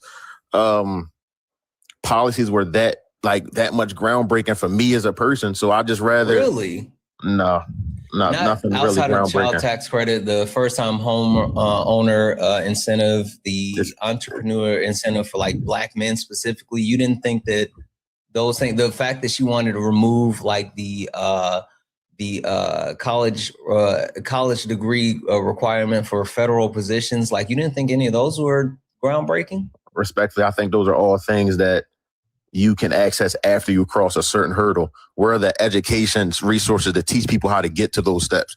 Everything sounds nice, but if you're going to lock it behind 15 gates and the average Black person doesn't know how to get to them, why does it matter? Does the average Black man know how to open a business?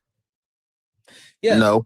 No. So, but her actual premise behind that was to unlock the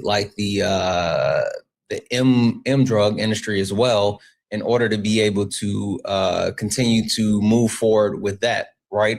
And then like the bigger thing, like the first-time homeowner credit, right? That was a huge thing because I'm sure you know this, the fastest way to generate generational wealth is through home ownership. Absolutely. Right? And being able to give people people who have never owned homes, the ability to actually own homes while actually incentivizing home building throughout the country, like that's overwhelmingly beneficial to the rest of the country. But it still doesn't, like, I know you said that you thought Donald Trump would wake people up, but I'm trying to understand, like, was there one thing that he actually said that he was going to do and he laid out a plan that you thought was going to be beneficial? I actually wasn't opposed to tariffs. I know everybody boo-hoo. Really? I know everybody doesn't like it because it's instantly, we'll feel the effect instantly, but I like things where we have to, I like the long-term game. Yeah, but don't you think that he has to have a consistent plan in order to actually have the long-term gain? That's my point. I don't think you said Kamala Harris had 117 days, I believe you said. 107, yeah. 107 days compared to like it. All she was able to do was throw out. What was her administration going to be if she became president? What do you mean? I truly feel like she was set up to fail. Like she ran with the 10 balls, but like if she won, who's her attorney general? Who was she put director of the FBI? Like I feel like she was just thrown to be there. All those things. Like Donald Trump didn't put any of those people in place prior to him actually getting in office. Hell, like his attorney. Who was his first pick for attorney general? Before Pam Bondi, I wouldn't know. I remember he just said, he was going to pick Pam Bondi because she was a woman. No, he originally picked Matt Gaetz, the PDF file, because Matt Gaetz got ousted from the House, and he wanted to give Matt Gaetz coverage. Like a lot of times, while there may be positioning for other roles, just because she only had 107 days, she still had time to set up her actual cabinet and administration. Like it's not like she would have had to go search for people that were never known before. It's not like even when you look at the Biden administration, there could have been some crossover carryovers.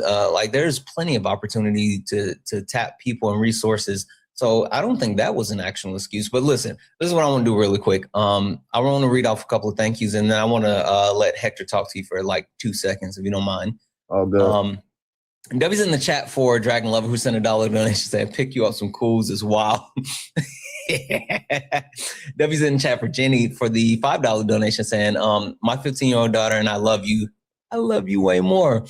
Thank you for giving my daughter a good man to look up to. Thank you for fighting a good fight. Absolutely, Jenny. Thank you so much. I really appreciate you. You are amazing, and tell your daughter I said hi. Janet, thank you so much for the $10 donation, saying in order to win a rat race, one has to be a rat.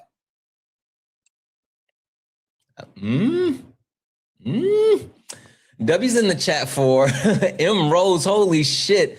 Thank you, M Rose, for the $25 donation, saying keep fighting the good fight. You're doing a good job helping this country. M Rose, thank you so much for the 25. And W's in the chat for Edwin for the $5 super chat to say, you three are very different. And I agree 100%. When this guest said you come off pure, I don't know about all that one. It's not chat GTP like LMAO. Appreciate you, dog. I appreciate you way more. Listen, I'm just up here talking. That's all I got.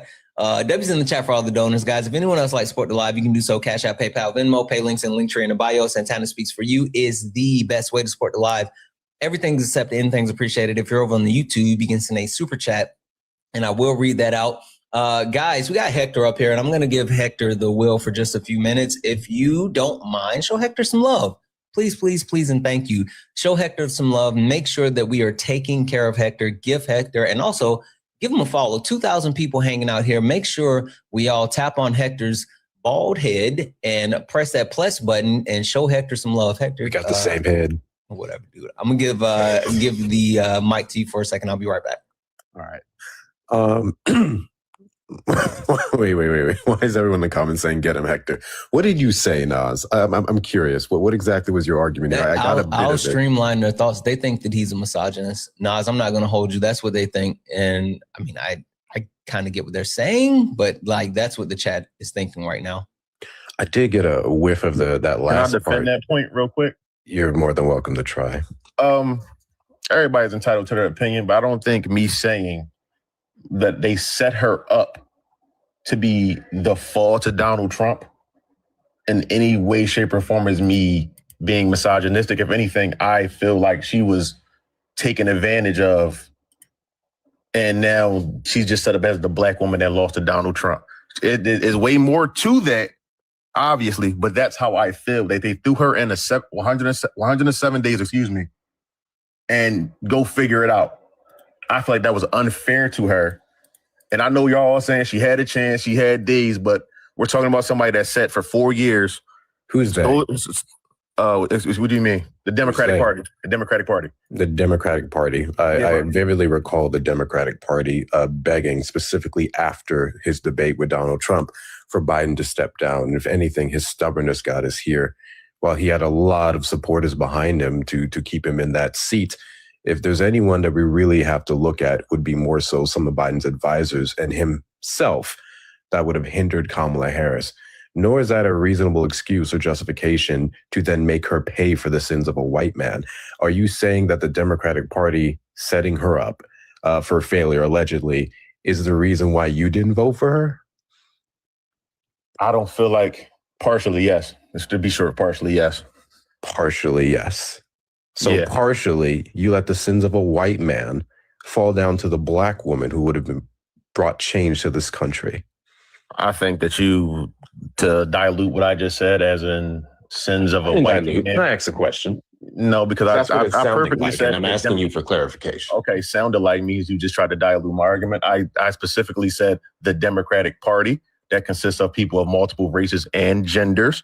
So I don't know why you just said white man. I don't know why you brought up races and genders. Yeah, you summed it up to the Democratic Party, yes, but the Democratic Party, one white man. Democratic Party.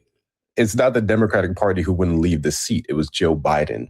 Okay, that's how you feel about the subject matter, and I can understand how you feel about that. I still feel as though the Democratic Party as a whole did not do their part. Okay, give me an example.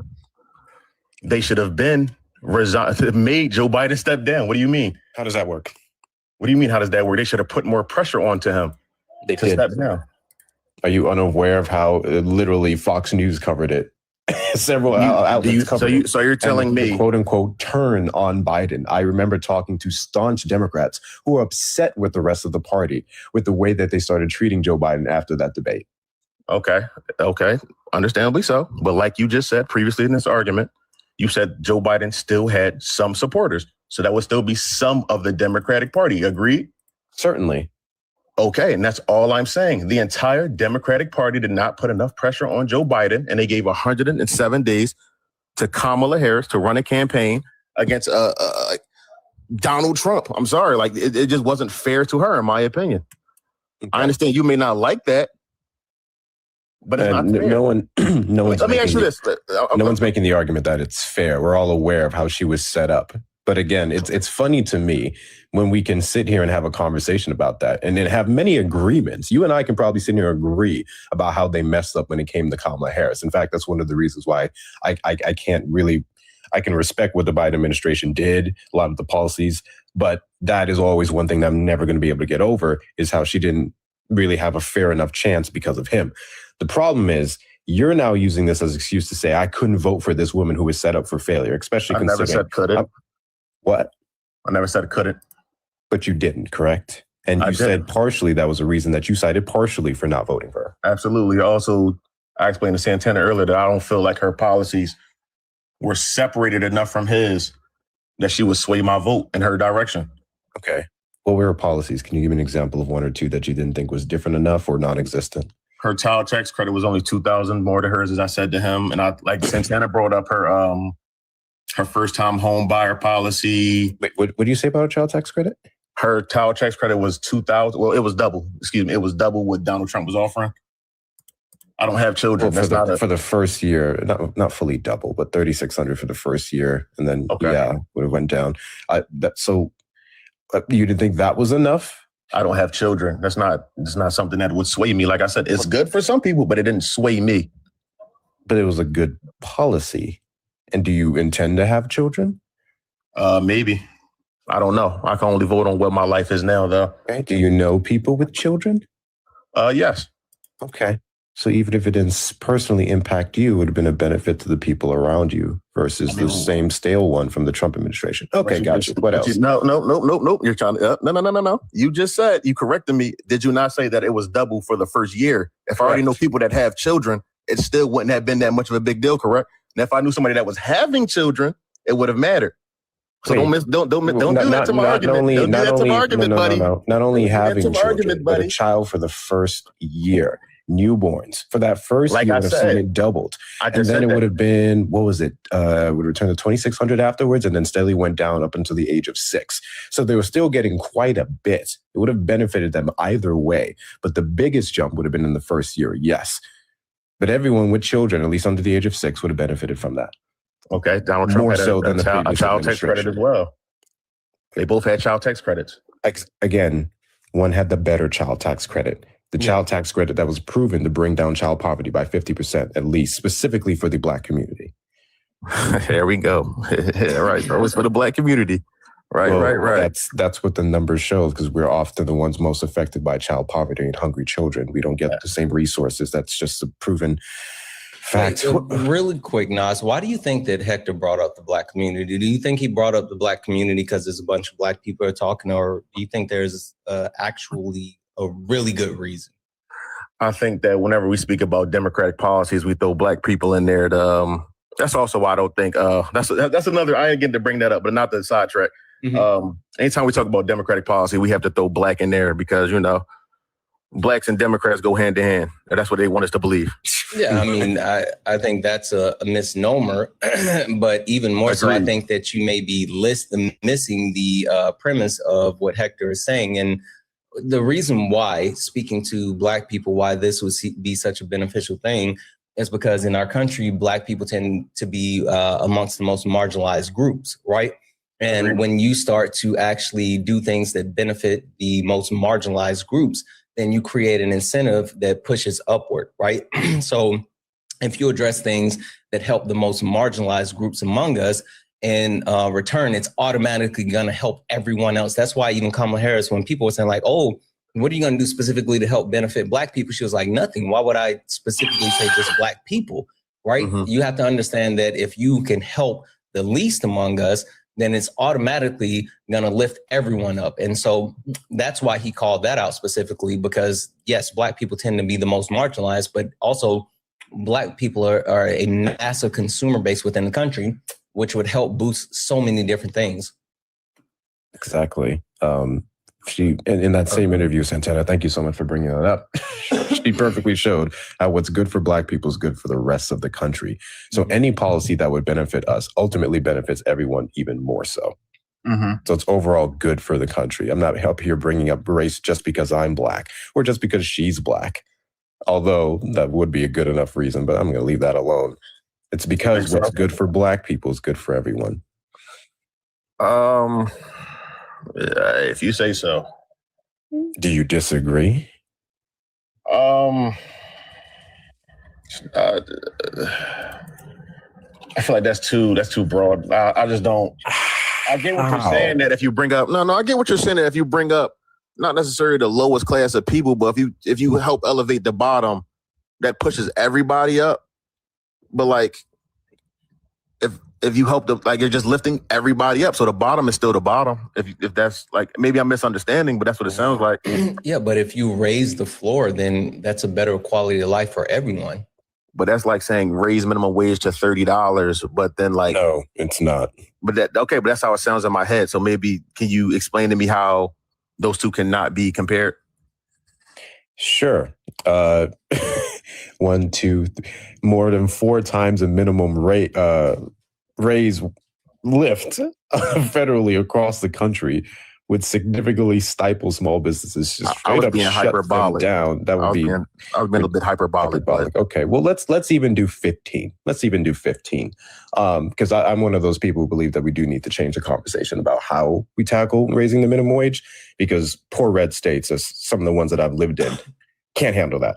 They just can't. So I think there needs to be some adjustments for particular areas based off of their income and GDP and other things. But anyway, that's a night and day difference from, say, one of these tax credits, because again, I'm a firm believer in, hey, you pay all this money in taxes, you getting something back is good for you. Children who aren't so hungry are children who could better focus on school. This is better education. These are people who then may be more equipped to get better grades, to get more scholarships. So we don't have to worry about paying the astronomical costs of colleges or even trade schools, which Democrats try to tackle.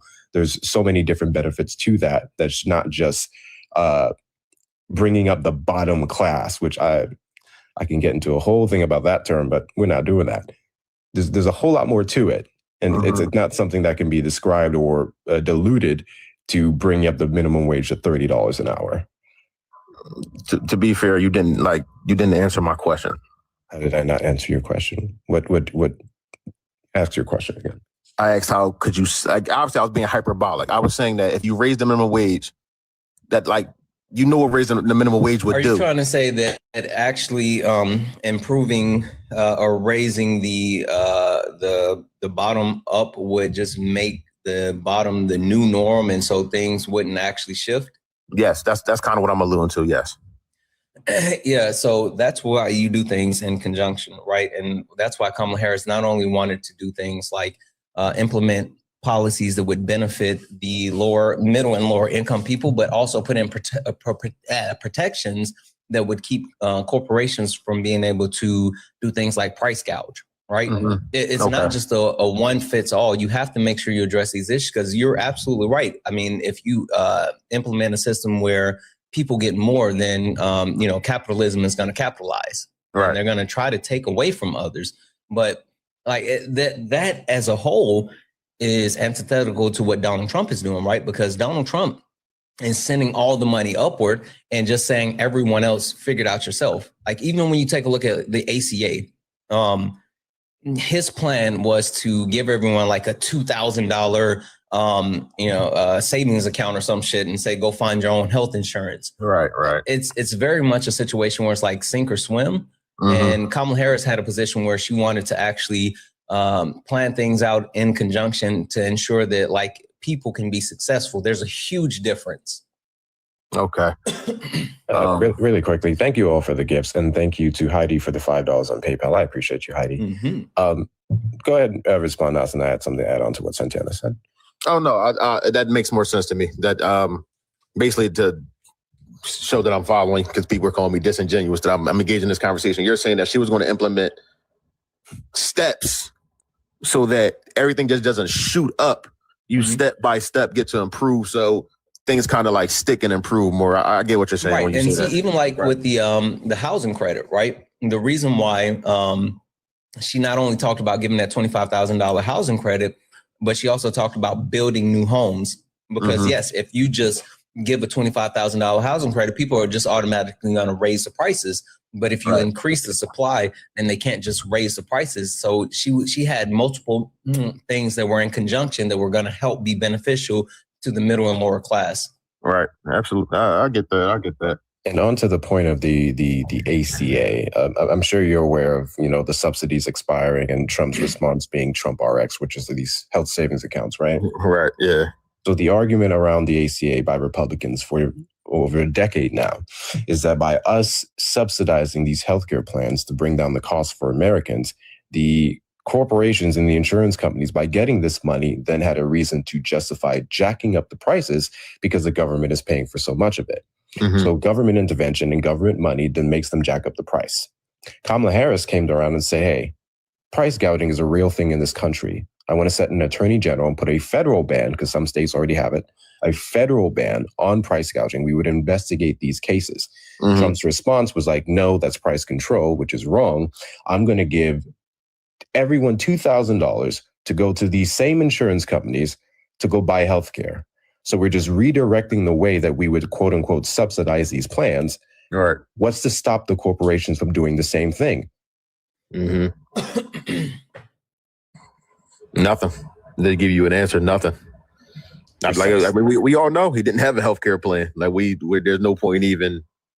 He was asked and he said, "I have concepts." That's that. Let me keep it funky with you, Nas, because I was listening as I stepped away, and I'm gonna do this. I'm gonna read these off real quick, and I just want to give you a heads up. We're about to have a super honest conversation, because I got questions. W's in the chat for 1234 who sent a $10 donation saying, super chat to say this guy is a poor example of a black man. Holy shit. We should be uplifting and supporting black women. This is why black people are so divided now. W's in the chat for, I think it's pronounced Lana, who sent a $10 super chat to say the internalized racism is anti-blackness. Is strings with, I'm assuming you meant strong with this one. Yeah. W's in the chat for the super chats, guys. If anyone else like to support the live, you can do so. Cash App, PayPal, Venmo. Pay links and links are in the bio. Santana Speaks for You. Santana Speaks for You is the best way to support the live. Everything's accepted. Anything's appreciated. If you're over on the YouTube, you can send a super chat and I will read that out. Guys, also make sure you're taking care of Hector. Let's get Hector over 2,000 coins, please, please, please, please, and thank you. Let's get Hector over 2,000 coins. And last but not least, if you look up at the top, you see the word follow. That means you're not following me. We're on the main account. Hit that follow button. If you see follow, hit that follow button. Also, if you see a gray heart, you're not on the team. Send your daily heart me. It's only 1 coin. It'll boost the live. Nas, I'm gonna keep it funky with you, and just to verify, because I don't want to just say that you got soul in your voice. I do want to make sure that I'm right here with you. You're a black man, right? 27-year-old black man, Philadelphia, Pennsylvania. Got it. 27 too. The thing that I've learned from the conversation with you is that you are intelligent. At the very least, you're well versed, right? You're very aware of what's happening. You have a sense of knowledge and understanding. You don't seem unreasonable, right? You don't seem as you're someone who willfully followed the Pied Piper. And I'm not talking about Robert, but Trump. And even more so, you seem to understand what's happening. And so that being said, I do think that there has to be some type of logical conclusion here. It just, listen, if it walks like a duck, it quacks like a duck, it's a duck. I think that, do you think women can be the leader? Do you think women can be president? Yeah. The right woman, absolutely. Just like the right man, yes. And who did you vote for in 2016? I didn't vote in 2016. That was my first year being eligible to vote. And I didn't think that was I wasn't interested in Hillary or Donald. Okay. But you voted for Joseph Robinette Biden. 2020, yes. And then you voted for Donald Timothy Trump. That's his middle name, yeah. Ooh. So Santana, that's his middle name. Shit. Before you say it, I'll ask this real quick question. If you were to look at the Democratic Party today and the women in it, is there anyone that you think would be a good president? Trying to help you, man. Hold on. Don't worry about it. I got you. Hold on. I'm about to say, the most I've heard from is, I believe her name is AOC, but I'm not that familiar with like her policy. Like she's not in a position where I should be. Like I don't like. Is she? You don't know AOC? No, I'm saying I do, but I'm not like into her policies or anything heavily right now because it's not. We're 3 years from an election, so I don't. What do you know about she's Jasmine Crockett? I don't like Jasmine Crockett. Why don't you like Jasmine Crockett? Shit. It's not because she's a black woman. It's not because she's. I didn't say that. I didn't say that. I know, but just said, why don't you like Jasmine Crockett? But your comments is, you know no, about but you're up there with me. Lock in. I got you. There's nothing. Like I've never heard a policy from her.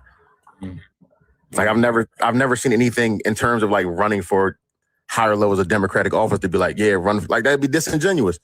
I've never seen anything from her to be like, put her up for president. I've seen more stuff from AOC than her. All right, I'm gonna do a thing. Hector, I appreciate you coming up here, brother. You're the best. I sincerely appreciate you. Not a problem, man. Have fun. Nas, give me like a minute if you don't mind. I hope you don't mind. I hope you don't mind that I wrote down words. How wonderful life is. Now you're in the world. Give me a second, chat. Sorry. I hope you don't mind. I hope you don't mind.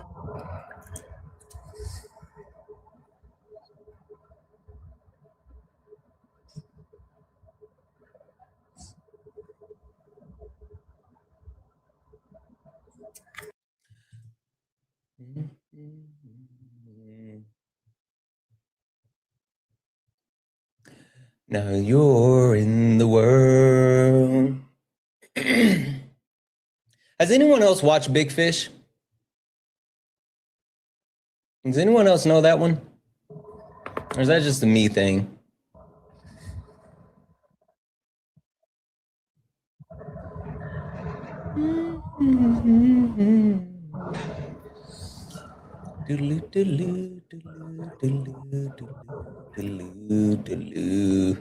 All right.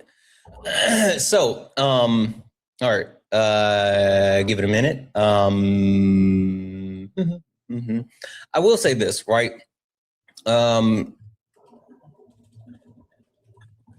What do you think the right woman is?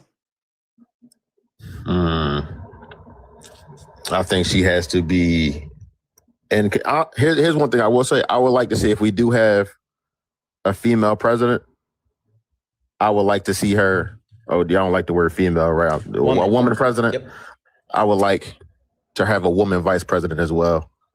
I'm all about like the look of things. I wouldn't want her to be like, well, she has a man behind her, so we know who's running the scenes. That's what I would prefer. But I don't. Just like it's the same thing as a good male president. Like there's no. I don't think that's a. There should be like, oh, a woman has to have this more than a man to be a good woman president. They're going to be. Again, I'm a little bit confused in the sense of like, I'm a little bit confused in the sense of like, even when you talk about the qualifications of Kamala Harris versus the qualifications of Donald Trump, and while you may feel like that Kamala Harris was kind of set up for failure when it comes to the Democratic Party, the differences between the two candidates, like Kamala Harris was more prepared in multiple ways. We've already talked about the plans and, you know, the way that she actually had herself set up. Donald Trump didn't equate to what she brought to the table, which again, like really pushes me towards trying to understand like what was the miss for this woman. I still don't get it. But not to tell you how you have to look at what I'm saying, but I think you looking at it as me saying she missed. I'm looking at it from a sense of I rather have Trump because I know what the outcome would be. I know he's going to go up there and say some ignorant things. I know he's going to get more exposure. I know he's going to be held more accountable. That's what it's more about for me personally. Kamala Harris didn't do anything to me to be like, you don't deserve my vote. That's not how I look at it. If that's how it sounds, that's how it sounds. But that's just me being front and clear. That's not what she did to me as a candidate. Okay.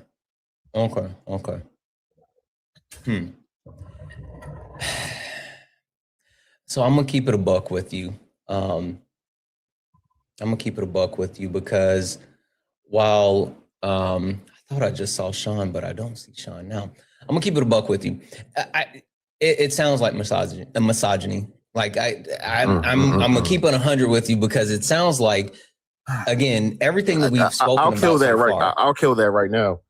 Listen, sure. I don't care if a baby runs against JD Vance. I'm not voting for JD Vance if he's the Republican. Like, being a woman doesn't matter. I feel like y'all jump to these extremes when y'all just can't understand. It's like me being like, oh, you just don't like Trump, so you must hate white men. No. But that's what I'm saying. That's what y'all do, though. Listen to what I said, though. Listen to what I said, because I gave you credit in multiple ways. Like I praised you. I said, you're obviously not stupid. You're smart. You know politics. I said, you seem sensible. You're not a crash out. Like literally, I'm sitting here saying that you have the IQ in order to understand like the perspective as far as the difference between the two. And then you start to talk about the difference between Donald Trump and Kamala Harris. And there seems like, get up here and I'll tell you. You started to talk about the difference. And it seems like you had some unrealistic expectations for Kamala Harris versus the expectations for Donald Trump. And like, even you held the fact that, you know, the Democratic Party didn't force Joe Biden out, which would, would have given other people more time. But like, you're holding something against her that she couldn't control while giving Donald Trump a pass, even though you knew Donald Trump was going to fuck up. And again, that's why I'm saying, like, when it all boils down to me, it sounds like misogyny. Like, it sounds like misogyny to me. I'm just telling you that's where it is. And it might be, something that you might not realize, but that's what it sounds like to me. I'm not calling you like, I'm not saying, you're a horrible person, or you're just out here saying women should be in the kitchen or whatever. I'm just telling you, like, I don't know if you hear it. And that's why I call some of my friends, and I'm hoping they can talk to you, but like, maybe I'm off base. Just to, before they speak, if you don't mind, just to listen, all we are people talking on the internet. So how things sound are how things sound. Right. I am going to take offense to that, but I understand what I said still is up for interpretation. So I get you and everybody that how y'all feel is how y'all want to feel. I get that. But that's fair. To just, I guess, to leave on the final point before they go. Wait, what do you mean leave? I wanted them to talk not to my you. fault, not leave, but like before they have their floor to talk to me. Like my final point on this. If I know she's Kamala, right? Kamala. Mm-hmm. Kamala Harris. I think she's still between. Last time I checked, she was still between running for governor of Los Angeles or. No, she already said she's not. She's not doing it. Okay, that's the last thing I saw. So she is up to run. If she wants to, she can run for president in 2028. Mm-hmm. If she wants to do that, I am perfectly fine. But I think it's fair that she has 4 years to combat whatever the Republican Party is going to put against her. Now, I get what y'all saying. She could have done it in 107 days, and my vote is my vote. What I chose to do is that's fine. But she deserves the same. Imagine for a completely ignorant scenario. They're not the same at all. Mm-hmm. Imagine LeBron James gets to have a full training camp, gets to meet with the team. Game 1, we have expectations for him. We need LeBron to be LeBron. I need a 20-point triple-double. I know people are going to be mad at this, whatever. And then we have Stephen Curry. Don't you show up at the facility. You can talk to some of your teammates, and you can shoot into a milk crate in your backyard. But when you show up on game 1, the expectations are still the same. You better be Steph Curry. Yeah.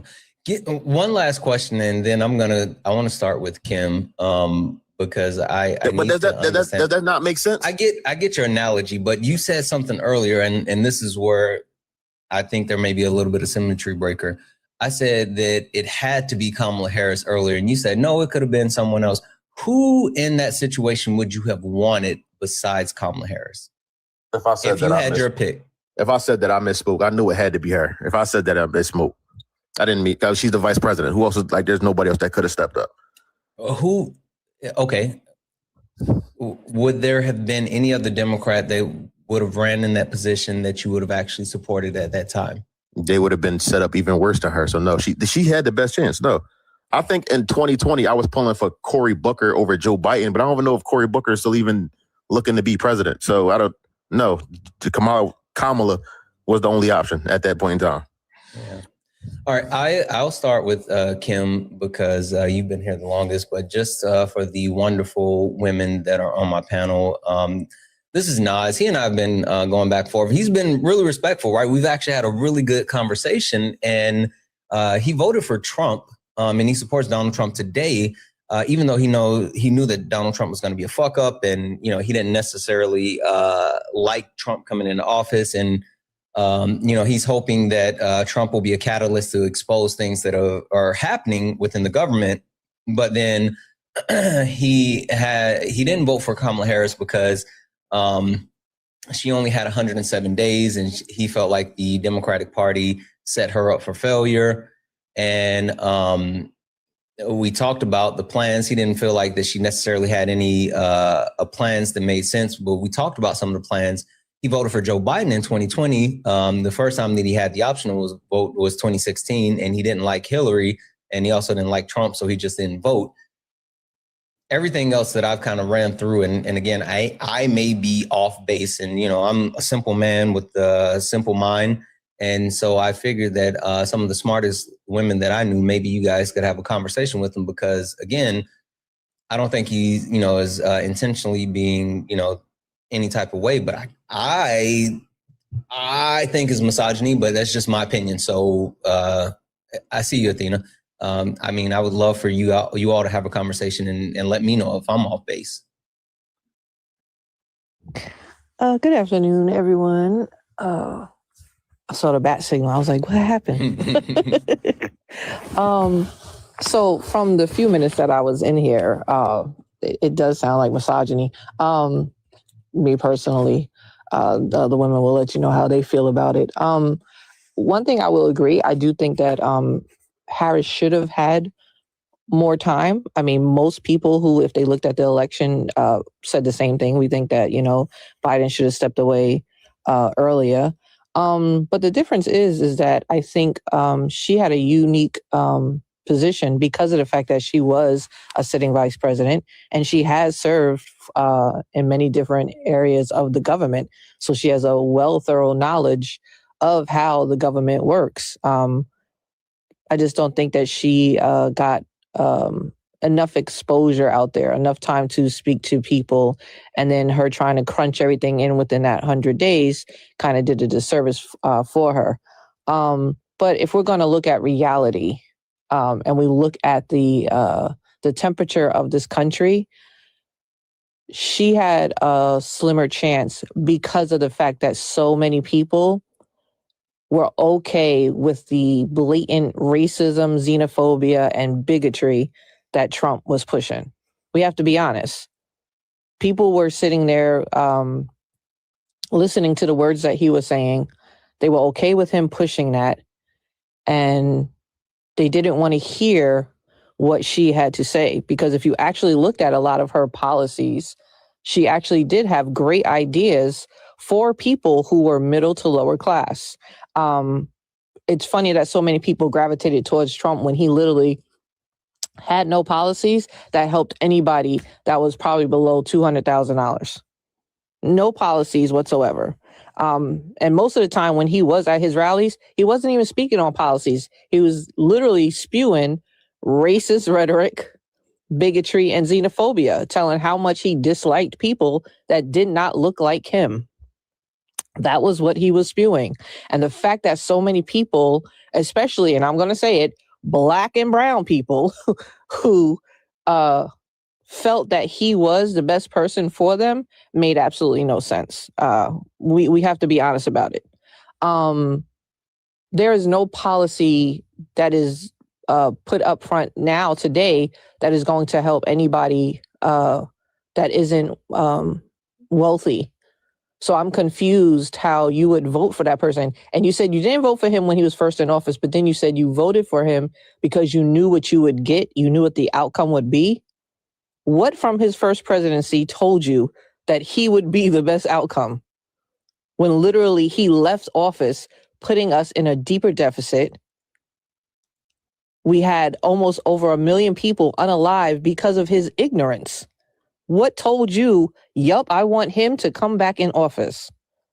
That's like somebody having a CEO of a company literally put them to bankruptcy. They fire him because of that. And then say, you know what, I'm going to bring him back and try again. Make that make sense.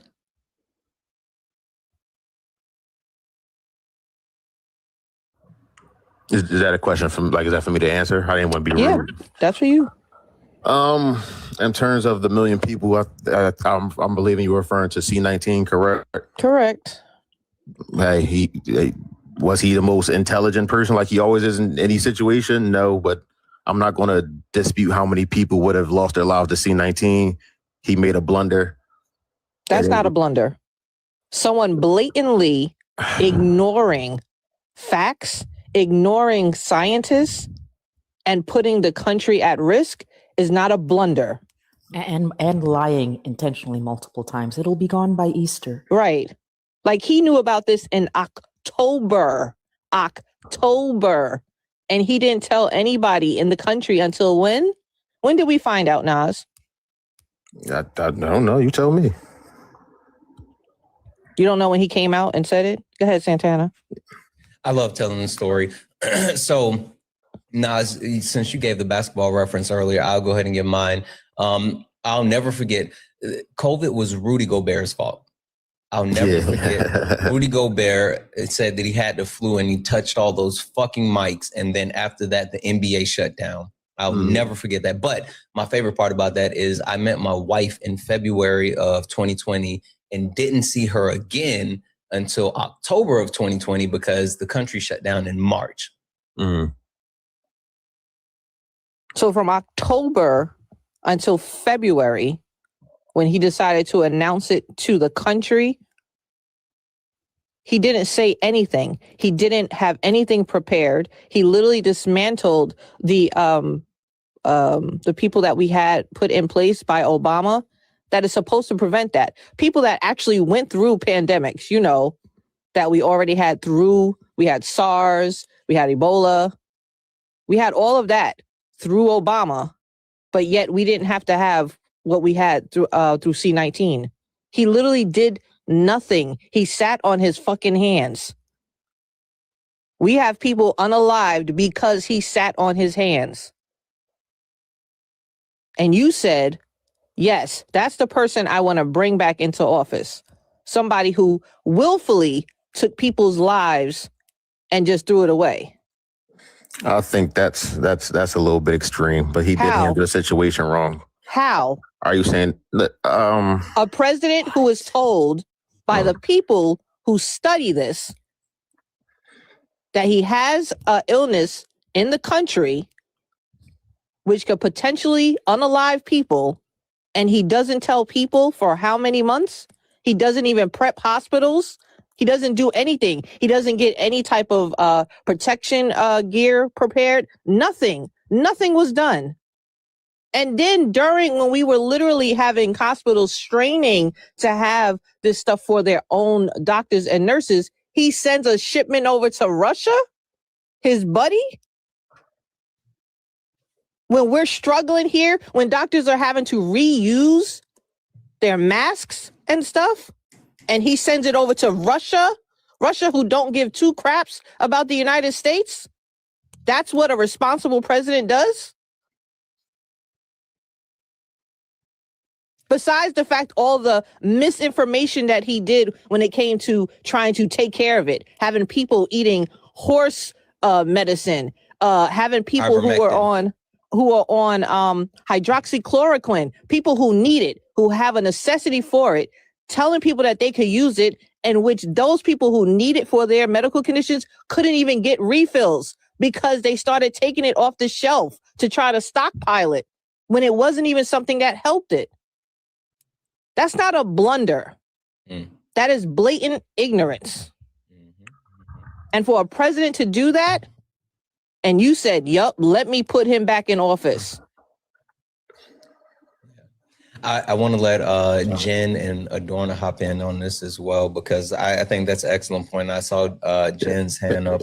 Can I respond to that real quick? If you don't Sure. But then I want to go to Jen, and then also want to go to Adorna as well. Go right ahead.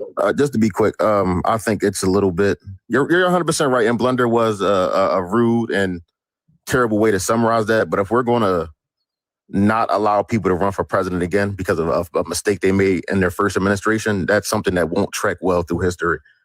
But that's all I'll say on that. That's not a mistake when you take people's lives and you throw them away like that.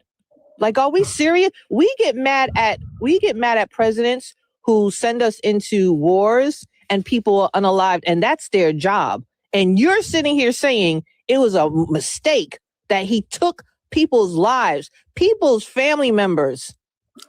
Respectfully. Because he wanted to be ignorant, because he wanted to have an ego, because he didn't want to sit here and take up for the fact that he messed up.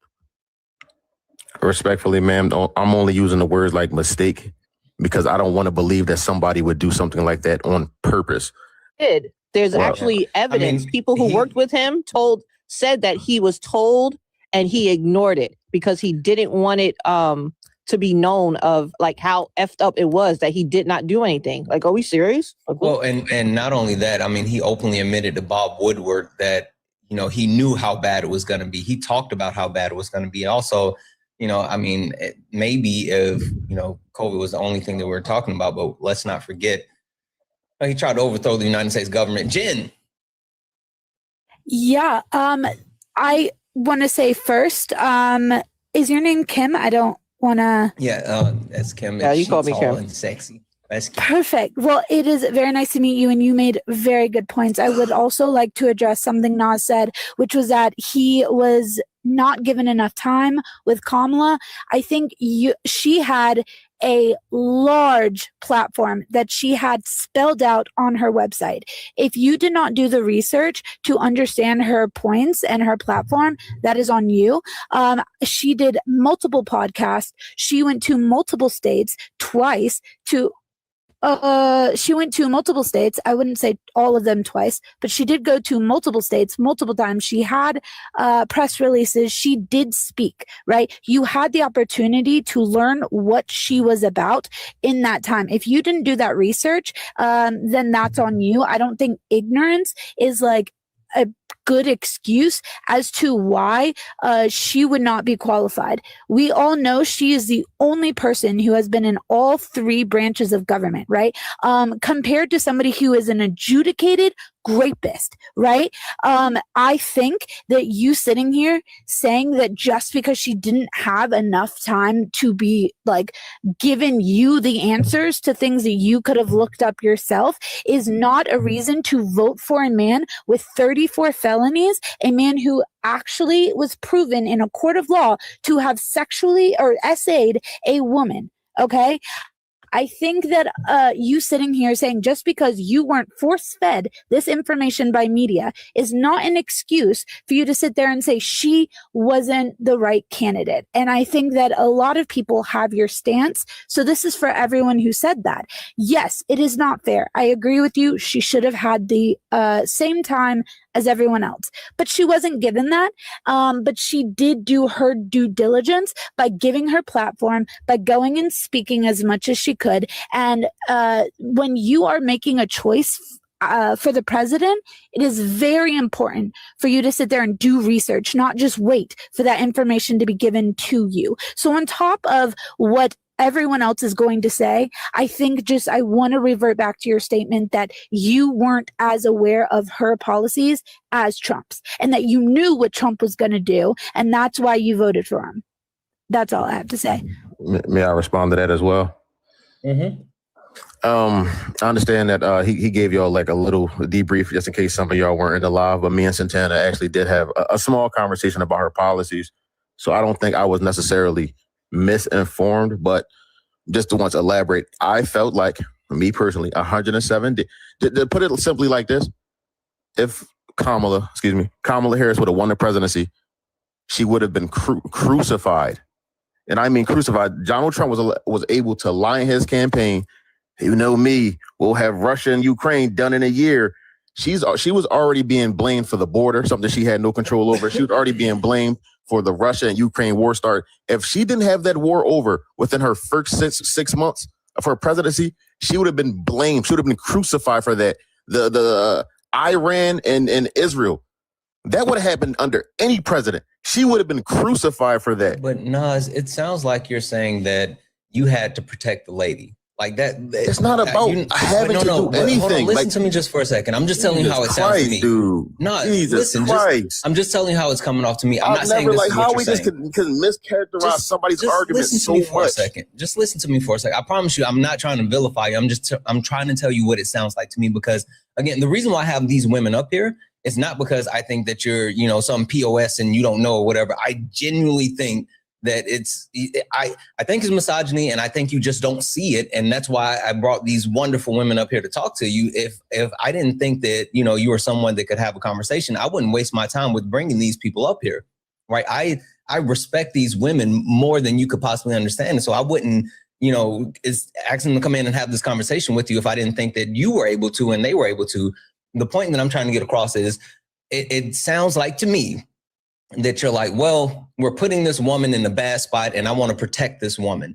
And like, while I hear you and I get it, I mean, yes, she would have been in a tough situation, but like she had every single tool in her arsenal to be able to handle those types of situations. So I'm a little bit, And you wouldn't vote for the man who hurt women, right? Like you wouldn't, if you were trying to protect a woman, you wouldn't vote for an abuser to be over the women who he abused. Put an abuser in a position of power, that's not helping women. Yeah. Listen, respectfully, I appreciate y'all Maybe I'll go do some more research. Wait, personally. hold on, Nas. No, because it's only so much. Just listen to me for half a second. Because it's only so much disrespect I'm going to take.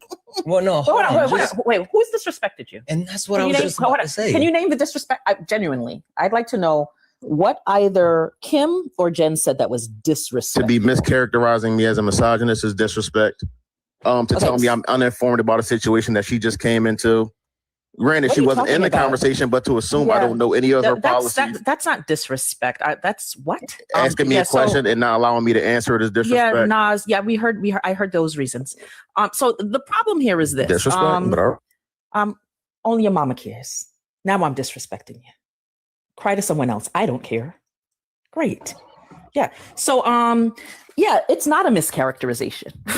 It's not a mischaracterization. You said with your own mouth that she would have been blamed for these things. And so your reason was because you didn't want her blamed for those things. So stating that you're trying to protect her from being blamed for those things is not a mischaracterization. That's literally what you said.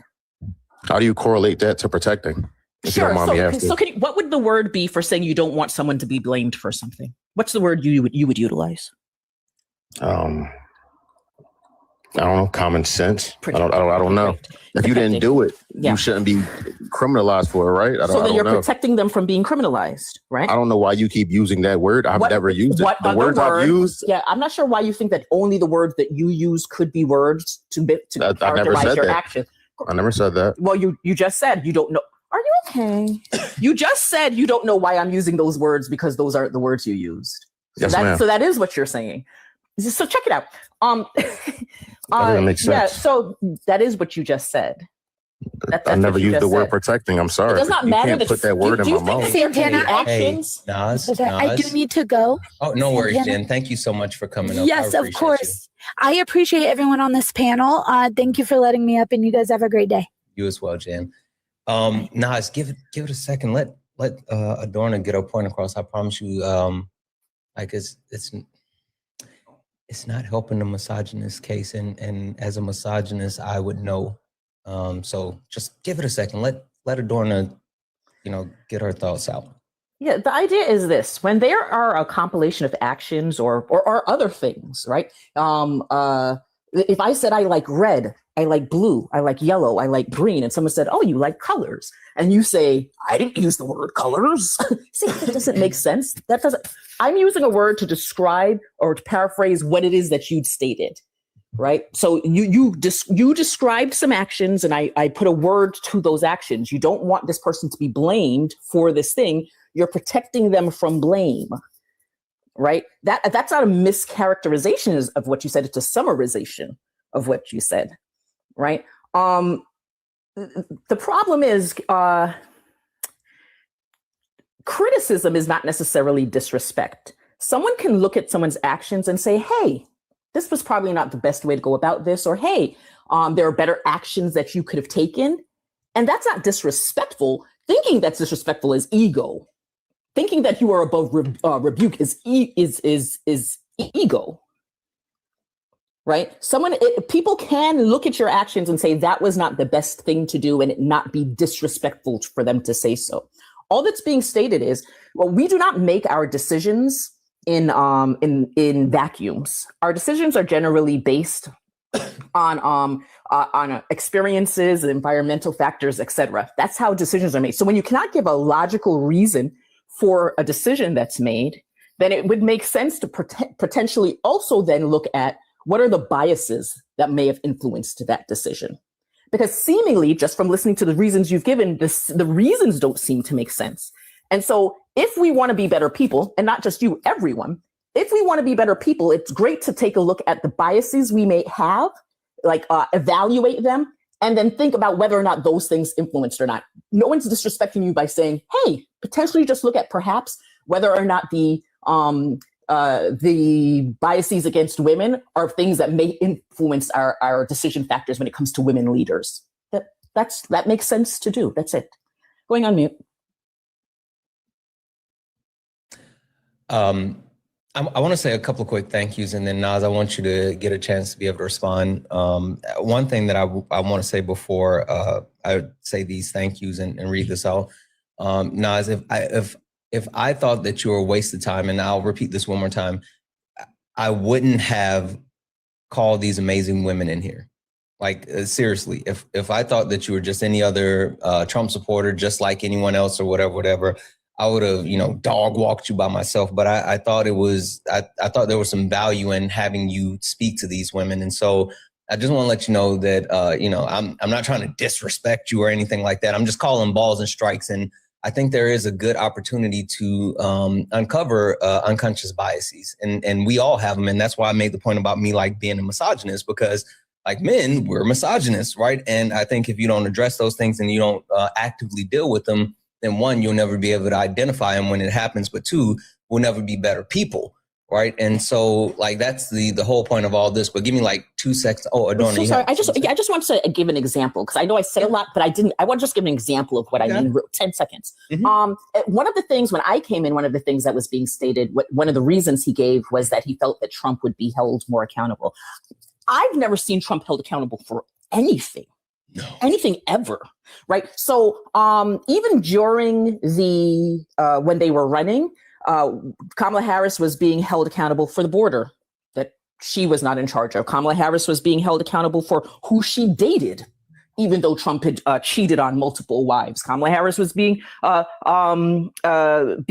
accountable for decisions that her backing backing of Joe Biden, though Trump is backing tons of people that are horrific people that have harmed children, that have that are blatant bigots, etc. She has just in running for presidency been held accountable for way more things than Trump has, right? So when you give examples like that, people saying those aren't good examples. Those are what we mean. That's it. Sorry, going back on mute. No worries. Thank you, Adorna. I'm going to read off these thank yous real quick, and then Nas, I'm going to give you the floor for you to chime in, and then I would really, really love if Swan could have a word with you. W's in the chat for our King, who sent a $5 donation saying, Black men are intimidated by educated Black women. I think there's something to that for sure in general, not specifically, but in general. W's in chat for JoJo for the $20 donation saying the right woman was an educated Black woman with a passion for justice that ran against the fascists. That is a fact. W's in chat for Nikki for the $2 dono saying treating the president as a basketball player is crazy. W's in the chat for Maze for the $10 dono saying as a great neuro ICU RN who started in 2020, I tagged and bagged more than I revived.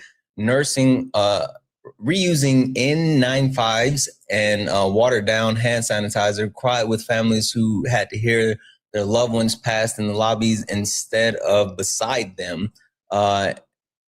Oh, you're a new grad. Thank you so much. Thank you for that perspective, Maze, and thank you for the 10. W's in the chat for Jared for the 2, saying Obama was demonized for wearing a tan suit, but Trump should be given another chance for unaliving a million people. That is facts. W's in the chat for Karen for the $5 donation saying, I got C19 in December 2019 because an employee in NYC came to our office, coworker unalived because of it. If my company knew about it, my coworker may still be here. That is big facts. W's in the chat for Kat. Hey, Kat, I hope you're doing well. Who sent a $10 donation, said, put him in his place, ladies. Kat is always on it. W's in the chat for Junior for the $1 dono. People like him are dangerous because they're intelligent and they can easily exploit ignorance. W's in the chat for Kat for the $5 dono. Said, would he be this butthurt if they weren't women?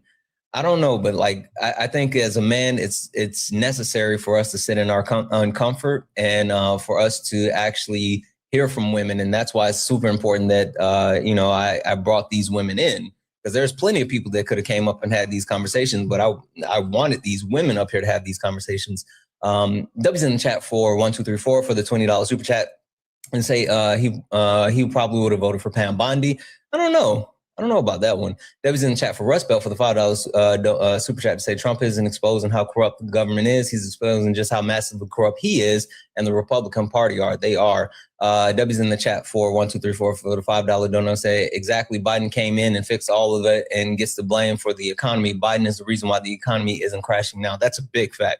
W's in chat for Laugh Out Leslie for the $5 dono saying my coffee worker landlord unalive because he listened to Trump over the horse. Holy smokes. the horse medication thing, he caused so much damage with his responses. That's true. W's in the chat for Laugh Out Lesson with the $2 super chat to say co-worker. I get it. And W's in chat 1, 2, 3, 4 for the $5 super chat to say Kamala Harris would have had a cabinet full of people who actually deserve to be there. Trump's just surrounding himself by criminals like him, which is crazy. That's a fact. W's in chat for Lana, who sent a $2 dono saying, I love this dog walking. Now he's trying to run. I don't think he's going to run. I think he's here for a conversation. W's in the chat for Don Quixote for the $5 super chat to say, I'm a man and I demand difference. Nas, unknowingly. W's in the chat. W's in the chat for Sean for the $5 dono saying, from lambasting. I'm sure you mean from lambasting on.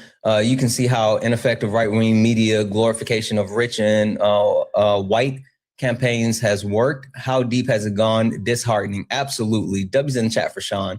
W's in the chat as well for 1, 2, 3, 4 for the $5 donor saying, if a man can see and sit here and unalive someone in a broad daylight and not get in trouble for it, it's someone who shouldn't be in charge of the U.S. Army. Yeah, I'm sure you men said if they can say that. Absolutely. I completely agree. Sorry. W's in the chat for Matt Scramble for the 10 saying if this dude was sincerely considering voting for a woman, he would have educated himself on and knowing what Harris was the best person to handle the fallout from beating the wannabe tyrant instead of voting for the guy that was the wannabe tyrant. Happy New Year. Happy New Year to you as well, Matt Scramble. Thank you for the 10. And W's in the chat for Michael Farais for the $2 donation to say white knighting equals misogyny. That is it. Whew, sorry, guys. It was a lot. I had to get caught up. I really appreciate every single person. W's in chat for all the donors. If anyone else would like to support the live, you can do so. Cash App, PayPal, Venmo, all the pay links and link tree in the bio. Santana Speaks for You. Santana Speaks for You is the best way to support the live. Everything's accepted. Anything's appreciated. If you're over on YouTube, you can send a super chat and I will read that out. Guys, we have Kim. She tall and sexy. We have Adorna and we have Swan. Chat, 2.2 thousand of us hanging out here. Can we show all three of these amazing women so much love, so much love? Please, please, please.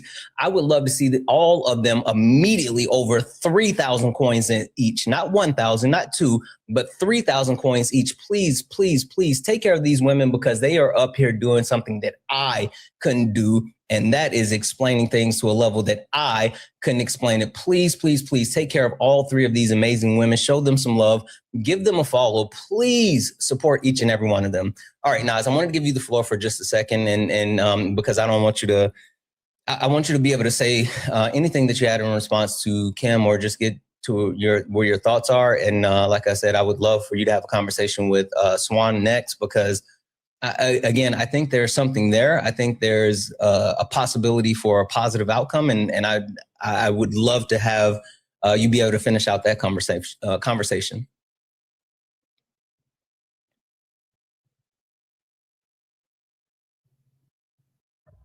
I don't have much to say. I'll just take the time to reflect on, and I mean this is 100% genuine. I'll take the time to reflect on whether my actions or, my words came across as, well, obviously they did, as me trying to protect her and not respect her as a presidential candidate. I still don't think I was doing that, but I'll take the time to reflect and see how my words came across as that. That's all I have to say. Okay. All right. Swan, floor is yours. I'm just getting in, so I'm not really sure what the premise behind the conversation is more so, we had a really good conversation, me and Nas. He's been overall super respectful and he's not stupid, right? I mean, but he voted for Donald Trump and to me, it seemed like he had an unfair standard as far as the standard he was holding Kamala Harris to versus Donald Trump. He broke down a lot of the things and where he understood that Kamala Harris had some plans and Donald Trump had no plans, things like that. And it really broke to me where it sounded like, he was dealing with misogyny, right? There was some unconscious biases that he had not seen. And in my opinion, he kind of confirmed it when he was talking about like, oh, Kamala Harris was set up for failure. And so he didn't vote for her because she only had a certain amount of time and things like that. And so I thought this was an opportunity just to kind of maybe help guide that type of conversation and dealing with those types of things, especially within men, especially within the Black community, because he is a Black man, but Black men specifically, we tend to lean into the misogyny, and I think a lot of us don't even necessarily realize when we do. And so I just wanted to have that opportunity to allow him to speak with some women that I think would better articulate that to me and identify that and just go from there. I'm not sure what was already said, but I think it's kind of like, let's say you were trying to convince a fish that's lived its entire life in water, that they're in water, that there's air outside of the water, and that there's a completely different environment, right? The fish is not going to believe you until they are taken out of the water and introduced to the air. And I think that that's what it is when it comes to misogyny for men, is that because they're not negatively impacted by it and because they're socialized, and a lot of times the way that we're socialized, people tend to think and argue and will even say that this is a natural way of living. It's not, you know what I mean? It's just how we're socialized. We live in a patriarchal society. So the misogyny is going to be there whether you are being polite or not, or whether you're being mean or not, whether you're actively trying to do it or not. It's intentional and unintentional. And I think that that's something that we have to understand. But then also when it comes to a Black woman, right, there's going to be a different type of misogyny that we would call misogynoir, right? So this is the intersectionality, if y'all don't know, that's a term coined by Kimberly Crenshaw, where that's her marginalization, is being a woman and then being Black, right? So the misogynoir that we tend to get, our actions get scrutinized. There's a lot of times along with criticism, you're going to hear things that are very negative and more along the lines of bashing as opposed to just criticizing, right? Because criticism, I don't think there's anything wrong with that. But I think when you overstep the boundaries of criticizing, you're getting into a territory where you're becoming harmful. So I think that that's something that needs to be taken into consideration. If you were to take the idea of her being a Black woman out of the picture, right? Take her history when it comes to her work, everything that she's accomplished, and apply that to her as if she was a white man. It would be a no-brainer for people. It would be a no-brainer for people. If Kamala Harris had the same accolades that she has right now, the same accomplishments, and we were not viewing her as a Black woman, but we put a white man down on a piece of paper and listed everything that she's done, it would be a no-brainer for people. Trump would look like a fool, right? So what I'm doing in this conversation with you, Nas, is I'm trying to get you to understand that you are the fish in water, and it's okay, right? It's okay to be the fish in water. This is not your fault. This is how we're all socialized, right? But we can definitely gain insight, and I think see things progress for everybody when we can see ourselves as the fish in water and consider what it would be like stepping outside of that water, if that makes sense. I hope that made sense to the conversation. Made perfect sense to me. Adorna, I see your hand is up, so I want to hop to you. And I just want to say, Brock and Gage, I see you both in my request. You can leave. Both of you can leave. I don't suffer fools. Other people may find you to be engaging or entertaining. I don't. Neither one of you will be getting up here, so you both can leave. Go ahead, Adorna. Yeah, I think it's also, and this is why I said, I like that he spoke about reflection, and I really do hope you stop to reflect on things you've said here, because you were offended at being called a misogynist. But I don't know how someone can vote for someone that spoke about grabbing women by the private parts, that doubled down on that by saying that celebrities can do that, unfortunately or fortunately, right? Someone that has spoken about his daughter in all kinds of ways. Like, I'm not sure how someone could vote for that person and then be offended when they're called a misogynist. How can you vote for someone that blatantly harms women and then say, I'm not a misogynist? I don't see how you are offended by that. Last thing, I also love what what Swan just said in regards to now imagine she was white. Take those accomplishments, imagine she was white. There was a movie that I used to love called A Time to Kill, Matthew McConaughey and Samuel L. Jackson. And there's this young little girl, she's probably like 10 years old or something, that gets essayed and like harmed terribly. And then at the end, with his closing, Matthew McConaughey says he's the lawyer. He describes all the things that happened to her. She's taken, she's, all these things, bad things happen to her. And then he says, can you see her? Can you picture her? Now imagine she was white. Because all you got to do is flip the now imagine they're white. And all of a sudden there's so much more sympathy involved, right? Oh my goodness, this person didn't run a good campaign, but let's give him some sympathy. Oh, he didn't have answers for all of it, but let's give him some sympathy. And you're not seeing it as sympathy, but that's all that this boils down to, is that he's mediocre. And like they say, to have the confidence of a mediocre white man, because they could be mediocre and somehow still are getting the, I don't know how you say it, like Jamaicans would say bly, like you get bly. I don't know how to say it, but basically they're given leeway. They're given leeway for all of these shortcomings when other people are held to a higher standard, because that's what's happening here. Even if it was 107 days, if in 107 days, it could have been 2 weeks. If in those 2 weeks she's able to convey all of the plans that she has and convey them well, and they are better plans, it could have been a week, could have been 3 days. The length of time doesn't matter if the things that she's conveying are very clearly better laid out than the things the other person is saying. It's that simple, to me at least. Nas, anything from you? First and foremost, 'cause I do have to leave after this. I don't want anybody to think I'm running, but I'll let y'all respond after what I said, obviously. But after that, I kind of have to go. First and foremost, stand up here and having the conversation. Swan, I believe, Adorna and Kim, that's their names, right? First and foremost, thank you for coming up here. I apologize if I was disrespectful in any way to any of y'all. Hopefully I wasn't. Anybody in the chat, as well as y'all, if I offended y'all, I would like to apologize. I don't want to lead this conversation on a bad note. I do think y'all all had very valid points and all said things that I agree with. Moving on to the rebuttal stage. This isn't a but, because everything y'all, like I said, a lot of things y'all said are valid and true. But Swan had a very interesting thing that kind of made me think even more. You're right. Take Kamala Harris's accomplishments and put them on a white man. Absolutely no brainer. That's actually funny, because I think we all can agree. We agree to that. But it also made me think about my argument as well.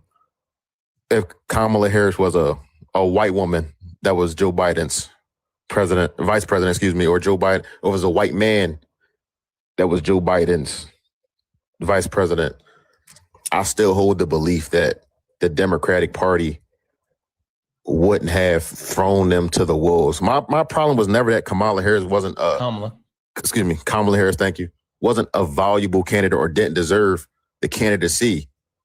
I just feel as though, and this is feelings, so there's no facts in this. I could be wrong. I probably am wrong.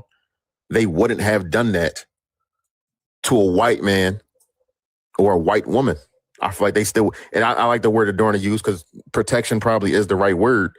The Democratic Party would have protected them more than they did Kamala Harris. I had something else I wanted to say too. Oh, and the misogyny word, I still personally don't want to agree to it, because it is an ugly word. It's an ugly word, but uncomfortable, right? Yeah, that's fair, and that's true. It's supposed to, and that's why I made sure to mention that I'm a misogynist as well. We, as men, we all are, and it's going to make you feel uncomfortable, but that's something that I think, in order to be a better person, and specifically in order to be a better man, we have to actually dig into that. So I 100% agree. And Swan was saying, I don't want to misquote you, but you were talking about the patriarchy. And I believe that the world isn't ready to step out of a patriarchal role. And that may be why. I know Santana's looking at me a little crazy. I'll explain why. They're not, because the world is so violent. And that's because of men. Men are violent. But until the world stops being violent, we can't step out of a patriarchal role. That's not why. That's not why. It's because men are comfortable. Men are very comfortable being misogynist. They are very comfortable at keeping women at bay. We have to stop sitting here trying to say it's because it's violence. But can I explain that? There are countries that have women. Hold on. There are countries that have women in charge and violence is still going on. And they are able to sit there and do their position with no problem. We have to stop doing that. Like a lot of the people who are misogynists kept talking about Kamala was that they were like, we're going to go to war because nobody's going to respect her, which is factually incorrect. Because of the positions that she has had throughout the years, she has actually garnered respect. Trump doesn't have respect. It's funny thing is that he literally sits there and grovels to people that this country has never wanted to grovel to for a purpose. But she had respect. Trump does not have respect. Many countries laugh at him because he demands respect as though he is someone, as though he is important, when he isn't. He shows how small of a man he is every single day. Every single day he does. But you have to stop sitting here saying, because it's violent, whatever, that's why we can't get out of patriarchy. No, it's because men are comfortable in their misogyny. They are comfortable at keeping women at bay. Because if you listen to people during this whole campaign, they were like, I'm not going to let a woman rule over me. I will never let a woman tell me what to do. You hear men talk about that when they speak about marriage. They said, I'm the head of the household. A woman could never tell me what to do. Like, that's not what women are trying to do. Women are just trying to say, hey, we have voices too. And we can be in charge of stuff too and be okay with that. I 100% agree with you. You cut me off. My point in me saying that was, it's not that men are justifying their misogyny with just like, I don't know how to say it anymore. I was trying to make the point that they weaponize their violence to keep pushing their misogyny is what I was trying to get across, right? So like men, use Trump today as an example in his press conference. You asked him a question, how are we going to handle Cuba? Well, Cuba knows what's going to happen. He didn't even, like, the first thing that came to his mind wasn't diplomatic talks. So the first thing he used was violence. And that's what I was trying to get across. Your premise is that violence is the way that men uphold the patriarchal system. They weaponize, like, the last resort is always, or what? I mean, that's what I was trying to say. The first resort. But I think, Swan, I saw your hand up, and I know you said this specifically to Swan, and so I wanted to make sure she had an opportunity to respond. Yeah, were you done, Nas? I just want to make sure I heard everything that you had to say about it. Absolutely. Yeah. Yeah, I think when we think of, like, a lot of times when we talk about misogyny and patriarchy, we are always going to center the experiences of those that are harmed by it. But one thing I don't necessarily think that we talk about enough is how Super Solid would say, I don't know if he's in here listening, but he would say, patriarchy be backfiring, right? And I think it's important to understand that, like, the violence and men's behaviors and actions are because of patriarchy.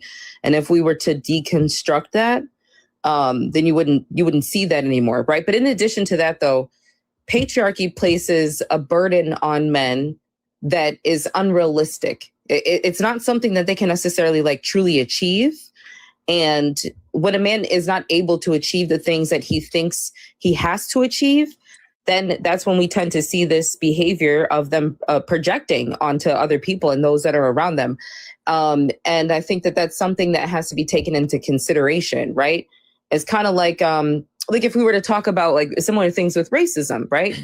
Racism has robbed, I'll say this, patriarchy, misogyny, racism, capitalism, classism those are all the reasons as to why Trump behaves the way that he does. We live in a society where these systems are created to uphold those things, and the behavior is necessary, right? That you and the just a way of functioning that you have to have in order to achieve those things is you have to lose the ability to see the humanity in others. You got to be able to be extremely selfish. You have to not give a damn about anybody and anyone, right? Greed is how you're going to start. That's the place that you're going to be functioning from, is individualism and greed, right? And then I think what happens is that we've all been socialized to behave that way too. We pedestalize it. You see a lot of young men right now speaking. I think that their misogyny has been turned up, right? And they don't even realize, like, that's, I don't know if I can say it on here in Santana because I don't want to curse, but I have a term for that behavior. Do that shit. It's coochie repellent. Ooh, okay. You shouldn't have said that one. No. Sorry. That's what I call it. Okay. If y'all ever hear anybody saying that, just let them know. Just know that they got it from me. Okay. But that's what that is, right? You have to be this cutthroat, inhumane person that is all about self, right? And that shouldn't be the goal in society. This is why when you see men getting to the top, it's almost as if they're never satisfied, right? But imagine what life would be like if we were more of a communal people, right? If we didn't have to just like focus on this one individual leader and it's got to be the cishet white man that has a lot of money, right? And all the power and things like that. Imagine what society would be like if we had deconstructed these things, right?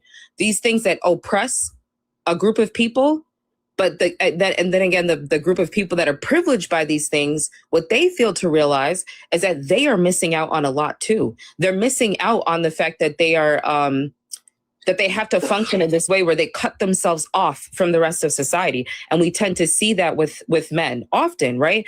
And this has been heightened, right, with red pill, black pill, manosphere, incel spaces. These spaces literally put young men and boys on a path to the alt-right pipeline, right? And I think that that's a lot of times I guess we see that we're dealing with that as well, right?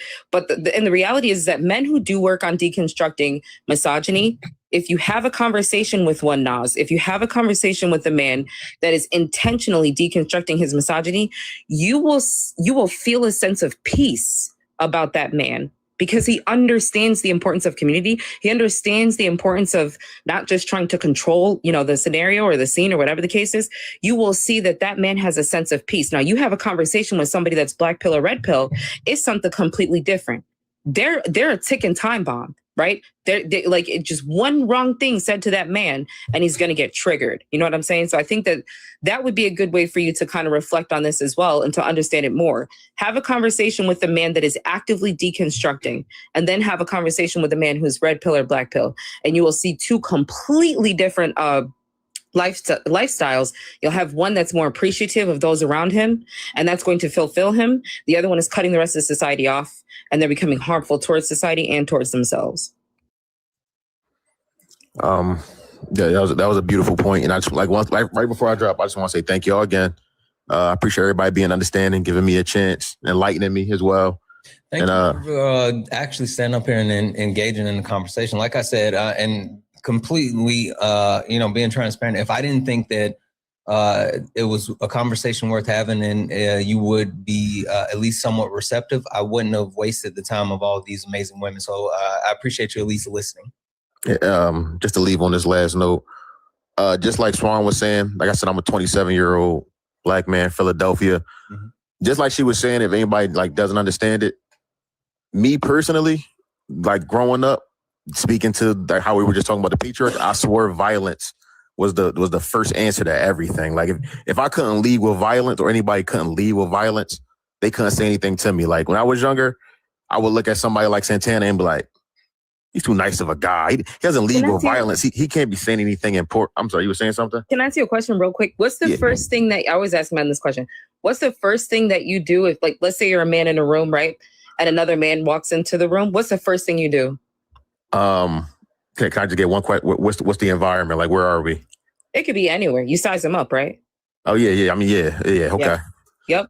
That's how men function towards each other. They size each other up without even saying anything. The minute another man steps into their area, they sizing each other up. And they realizing that this could go left or right. Yeah. Size this man up to see what's absolutely true. And that right there is evidence of how patriarchy can be harmful. But yeah, sorry, go ahead. I didn't mean to interrupt. No, that's a perfect point to ask what I was saying. Like, once, if anybody even cares to listen to what I was saying, but you can probably ask Santana, he'll probably agree with me. This probably be the one thing he'll maybe co-sign with me today.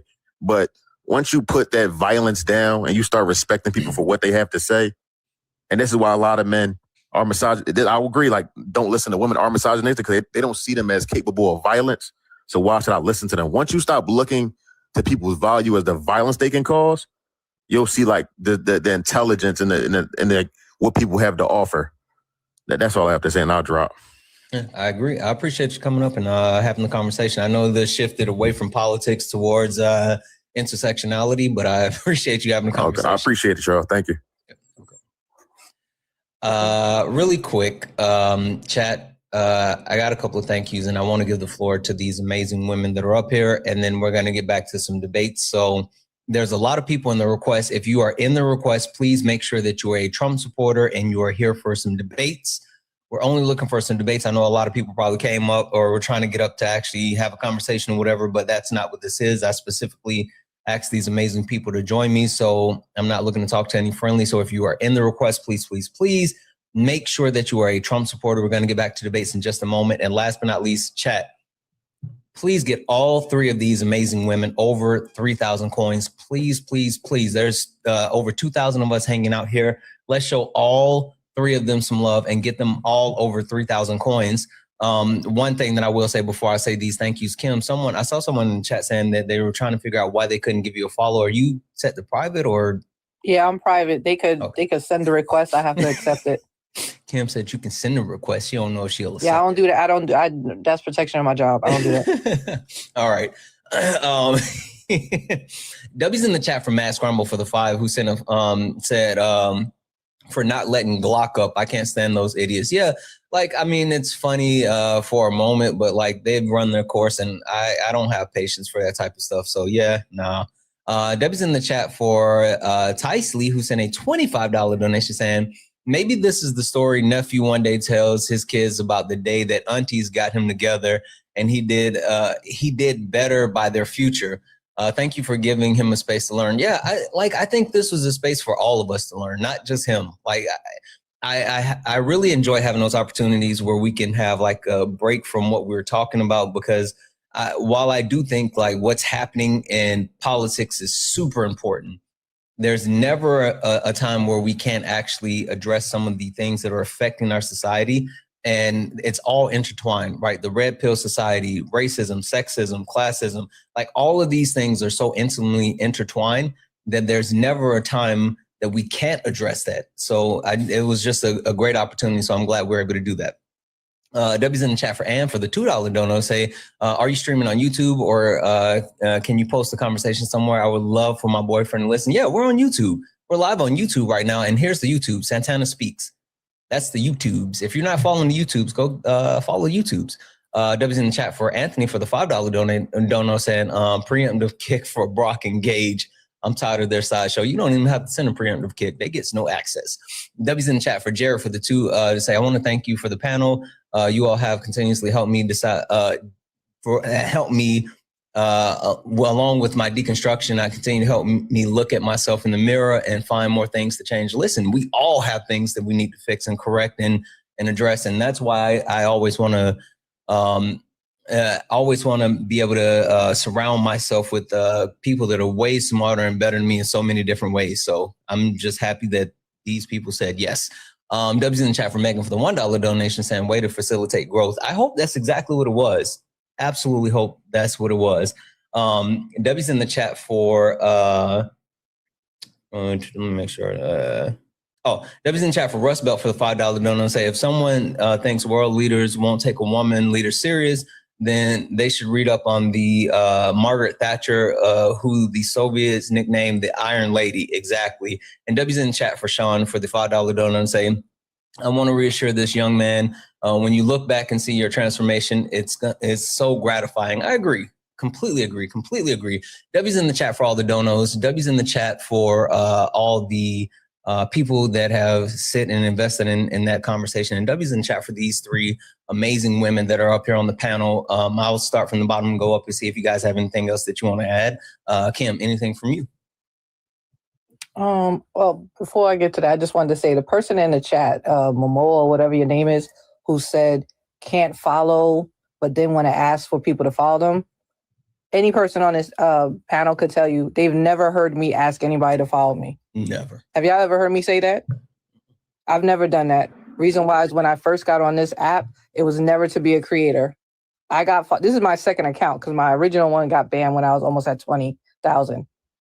I got on this app to actually do debates and speak to intelligent people and just have those conversations, not to be a creator. So I don't ask people to follow me. People ask me to follow me and I say, sure, put in a request and I will let you follow me. So please don't get that twisted. I appreciate you bringing me up. Thank you for coming. To to have the conversation. You know, I always enjoy coming up and having these conversations. Of course, my fellow mutuals up here with me, you know, we always love to try to dispel some misinformation that people like to put out there. I think was a good conversation. He is young still.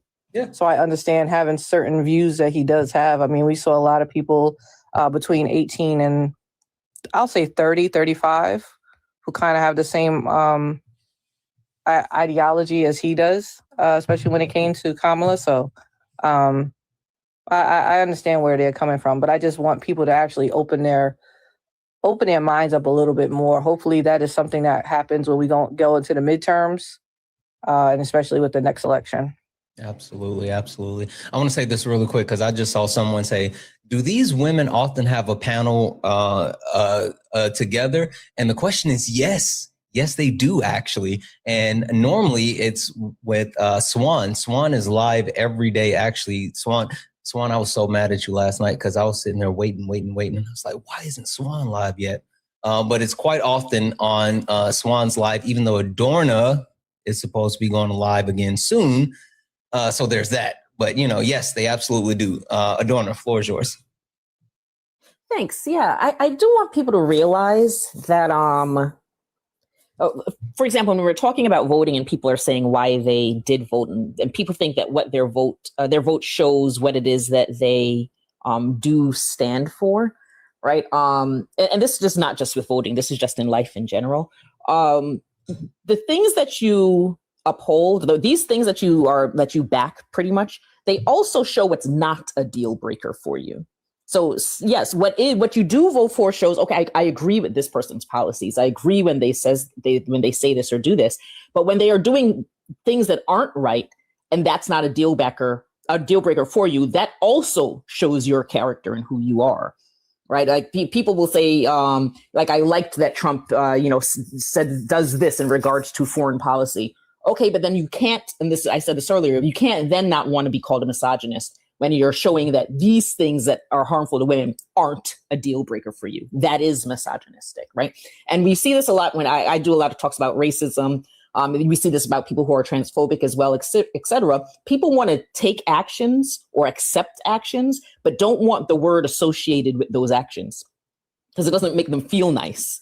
Yeah, well, yeah, that's part of the point. It's part of the point. We don't want to make the bigots feel nice. That's not our goal. So if you want to do actions, then own up. Then you just eat the words, the names that you're being called, because they fit the action. So if you don't want to be called those things, don't do those things. And if you are being called those things, evaluate why. Like criticize your thoughts and analyze your actions and change. It's as simple as that. That's it. Thanks. Appreciate you guys. I agree. Thank you, Adorna. Swan. I think I've noticed with this administration is that it's really heightened, and I think put a lot of these oppressive systems, actions, and behaviors, where you have a group of people that may be privileged and then a group that is harmed, right? I think it's really put those things on loud and turned them up. And we're seeing people just put it on display.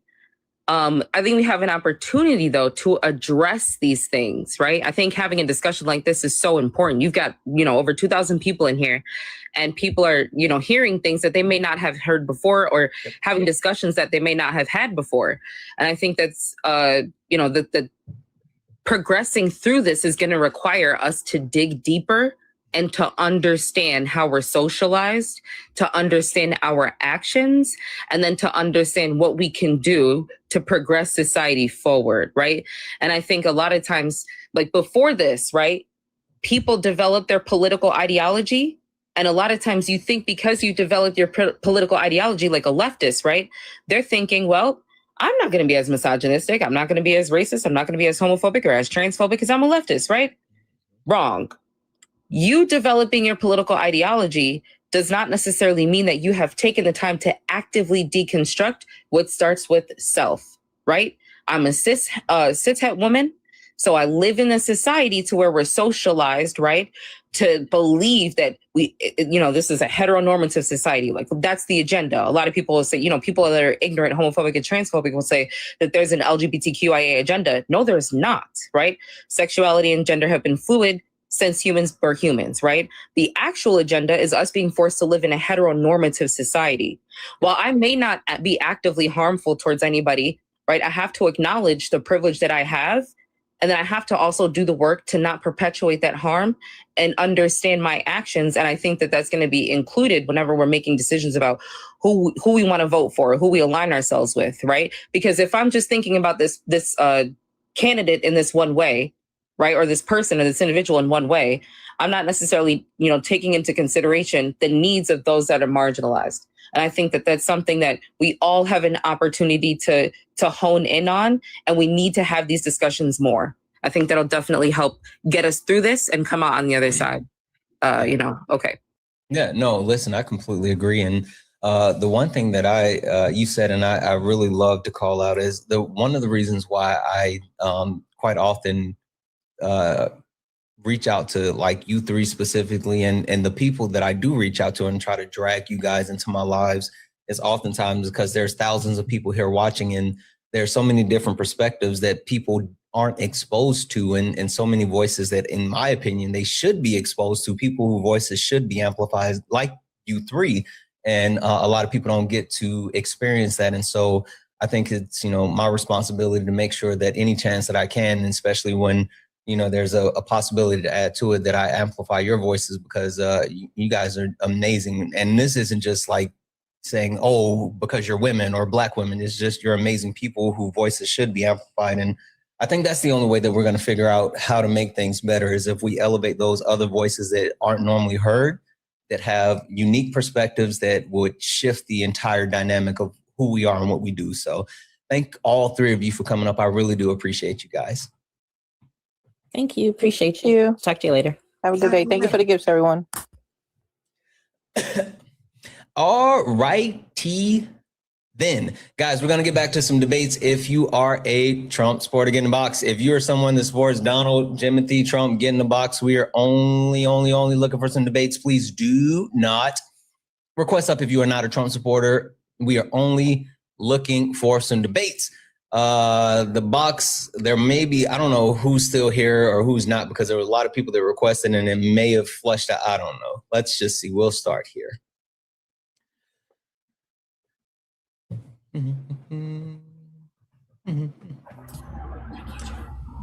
Hi, are you a Trump supporter? I don't think so. Echo. That was in chat for Swan. Thank you for that, Swan.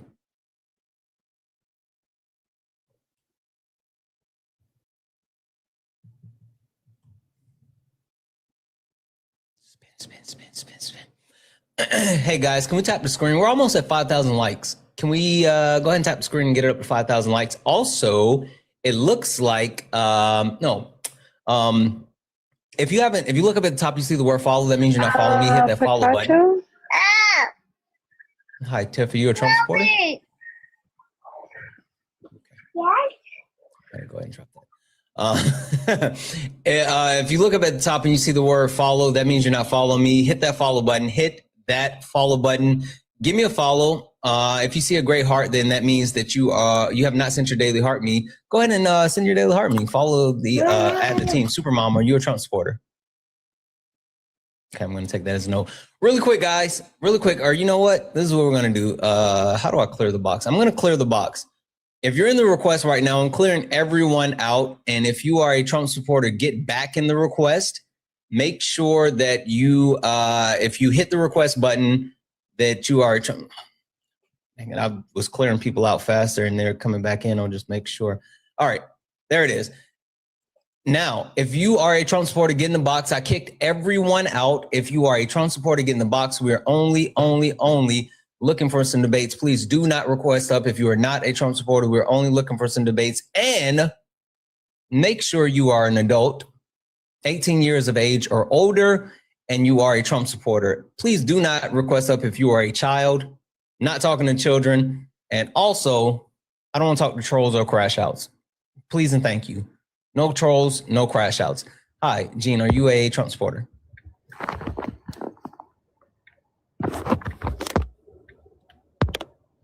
Okay.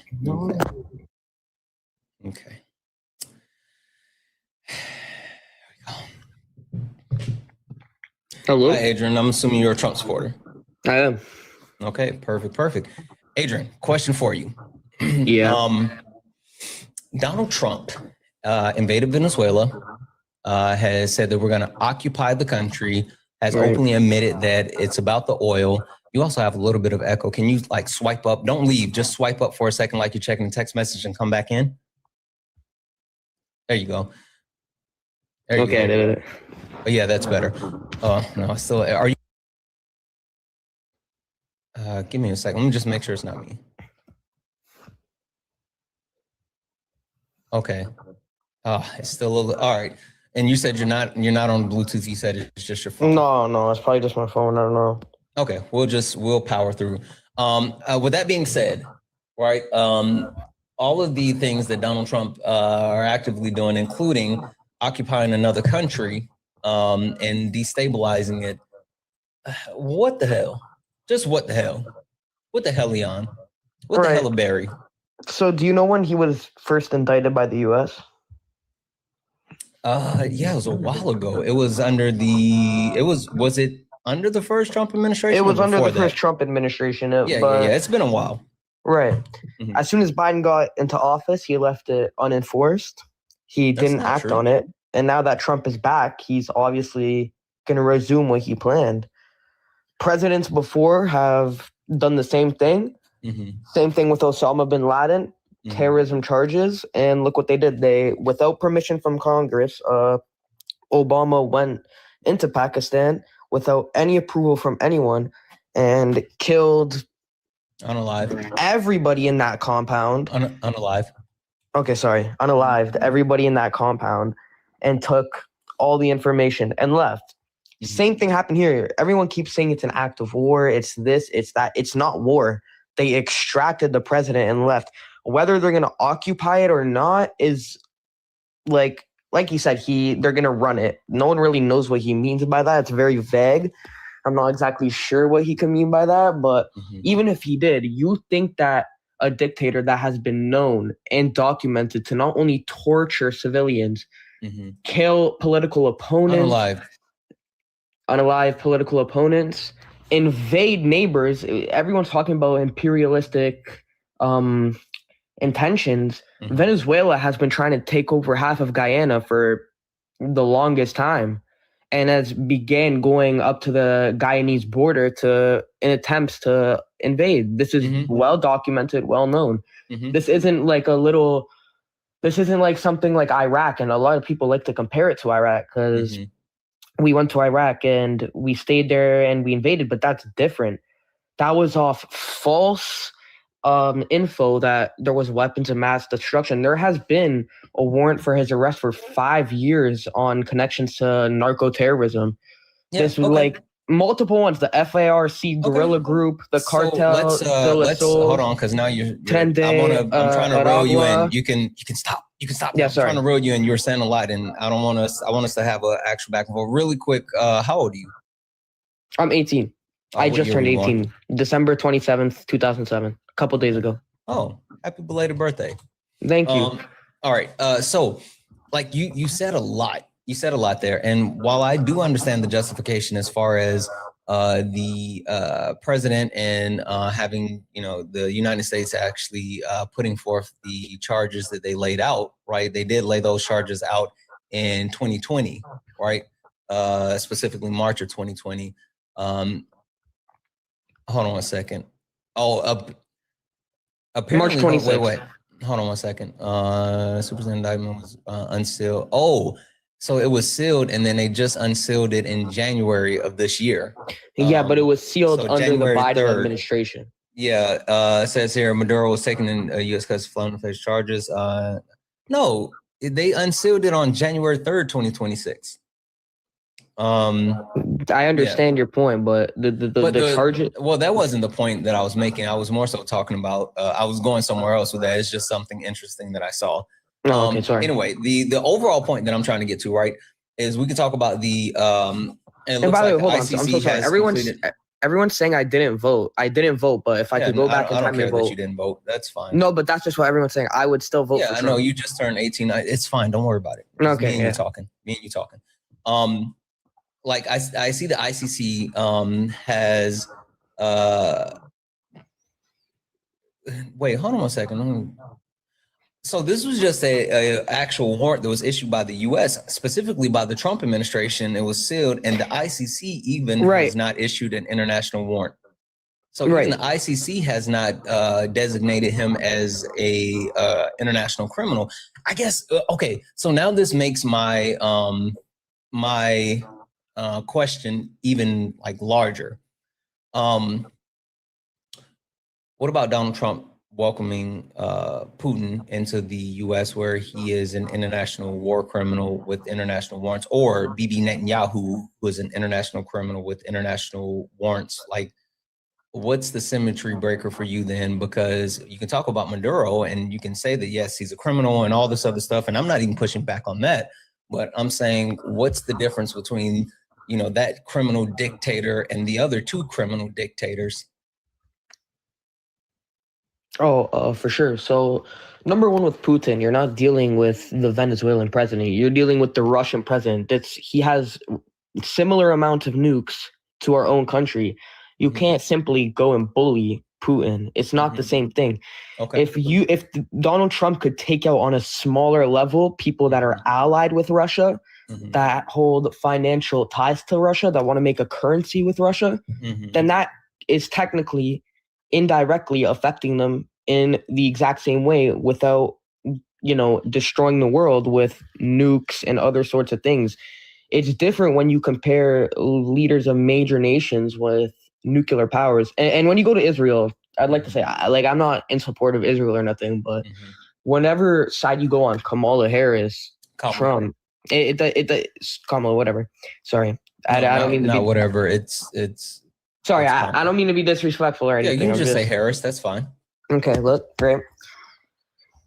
But what I'm trying to say is, like, no matter what side you're on, Israel's always going to be supported by our government, and that's just a fact. So I'd rather go for the person that has looked to end wars and ended multiple like wars already.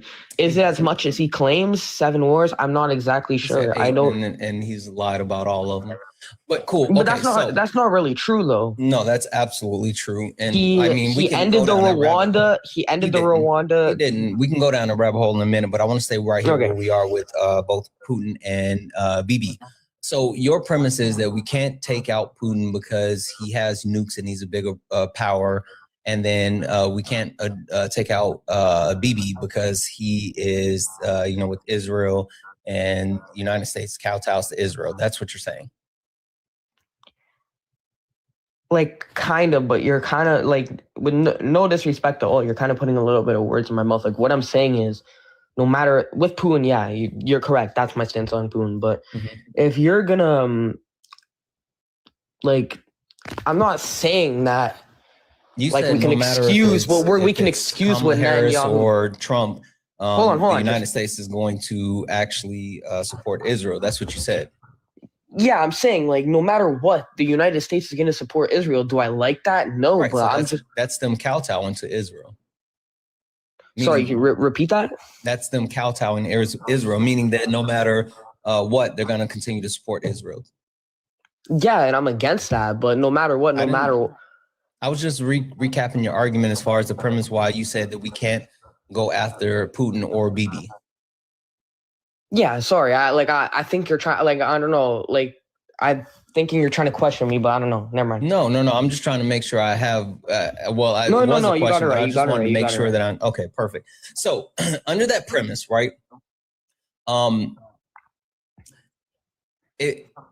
The point that I'm trying to get across, right, is while you can sit here and say, oh, we can go after Maduro because they don't have nukes and they're, a smaller country versus like Putin, or, we're going to support Bibi Netanyahu because Israel, right? But like the symmetry breaker for me is, then if you're at least going to say that, if you're at least going to take this strong position, the strong stance, then why would Donald Trump welcome not only those international criminals, those international war criminals into the U.S., but he would also do things like pardon former war criminals, former narco terrorists, like former heads of states.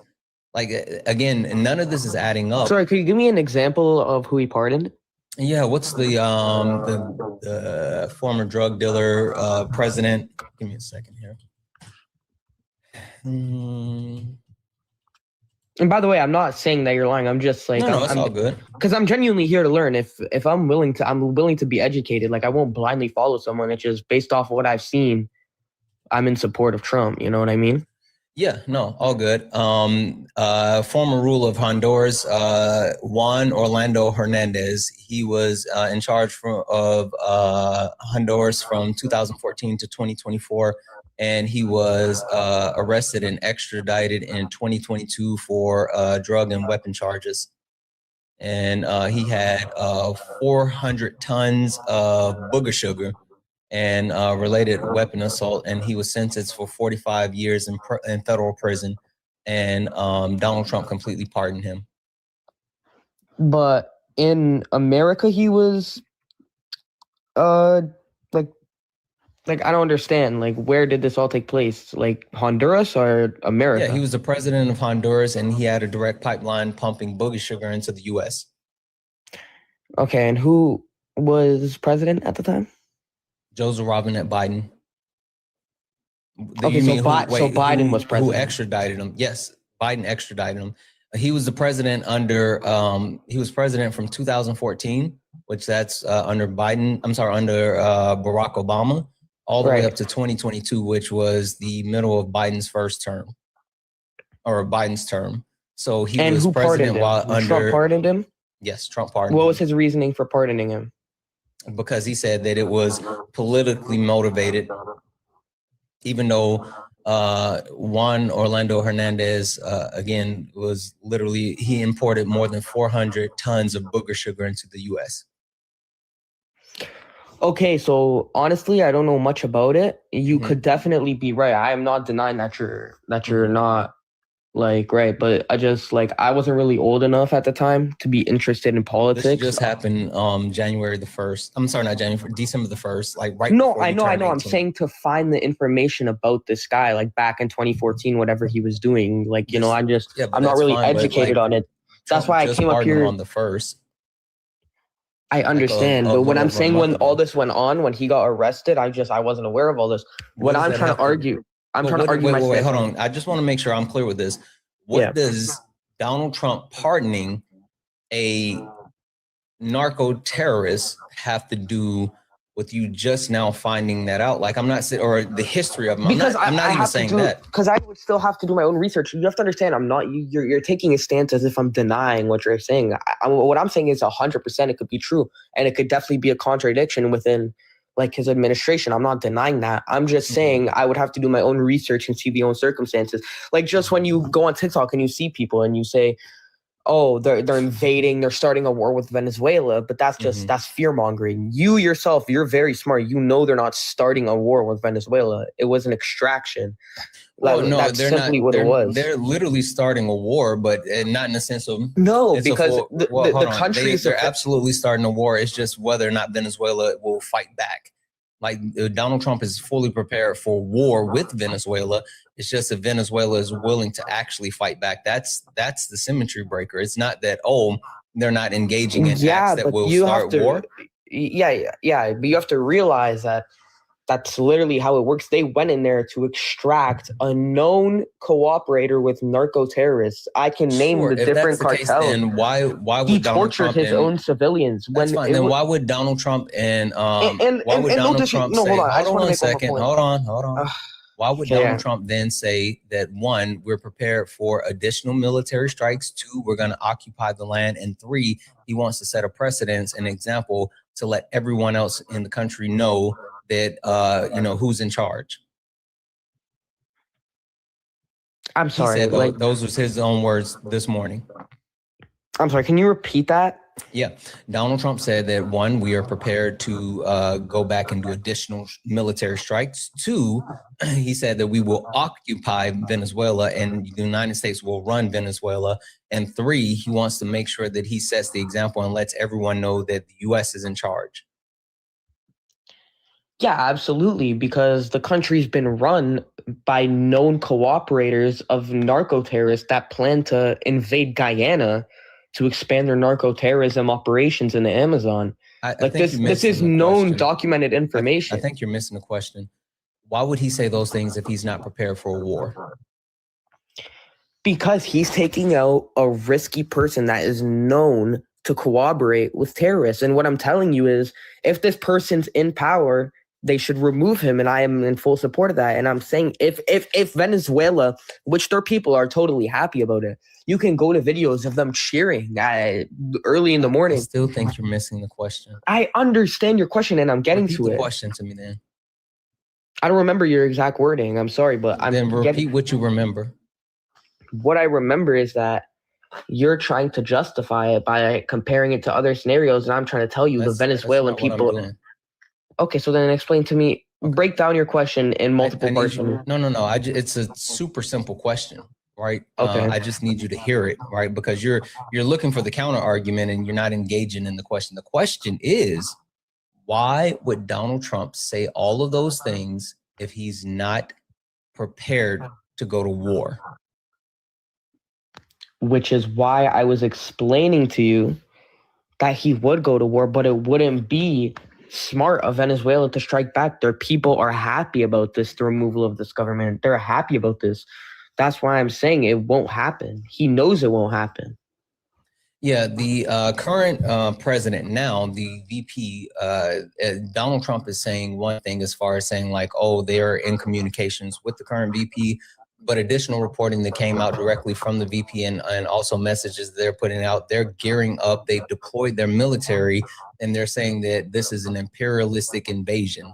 So it doesn't sound like to me that they're not prepared. So I'm sorry, the VP of the narco terrorism government that also has imperialistic intentions to invade another country is what you're trying to tell me. That person, right? Yeah. Okay. So it's invalid. Basically, what you're telling me is it's invalid. You're taking people literally that are promoting imperialism in their government. They did a whole. I think you don't understand what's happening here. So the point of me telling you that was not to uplift this person or say like this is a righteous person. It was literally for me to tell you that the person that currently holds power in Venezuela is saying that they're preparing for war. That's it. I think you're missing what I'm saying. I'm going to break this down Barney style. That, but I got do you. you think No that's worries. credible? I'm going to break this down Barney style. Do you think Venezuela I'm would going to go break to war this down Barney with the style US? for you. Just listen for a second. Donald Trump, him right here, he's saying shit that sounds like war. The current VP, now president of Venezuela, right here, she's saying shit that sounds like war. Both of these two are saying war shit to each other. Why do you think that war isn't possible if both of these two are saying the war shit? Because I'm telling you, she could say war shit all she wants. Her husband just got literally flown out to the U.S. to face trial. Of course, she's That's not her husband. Yes, it is. No, it's not her husband. Maduro's wife was actually extradited with him. Okay, yeah, no, you're right. I forgot about that. That's the right. vice president. Yeah, she's the handpicked person by Maduro. You're right. But it's not just talk, because again, I said that she's already mobilized the Venezuelan military, and the United States still has military presence in Venezuela, or not in Venezuela, in the area. It's not like, the United States, they went in, they got Maduro and they pulled all of the forces out. They're still there and they're still prepared. And again, Donald Trump said that they originally were going to do a second strike immediately, but they're prepared to do a second strike.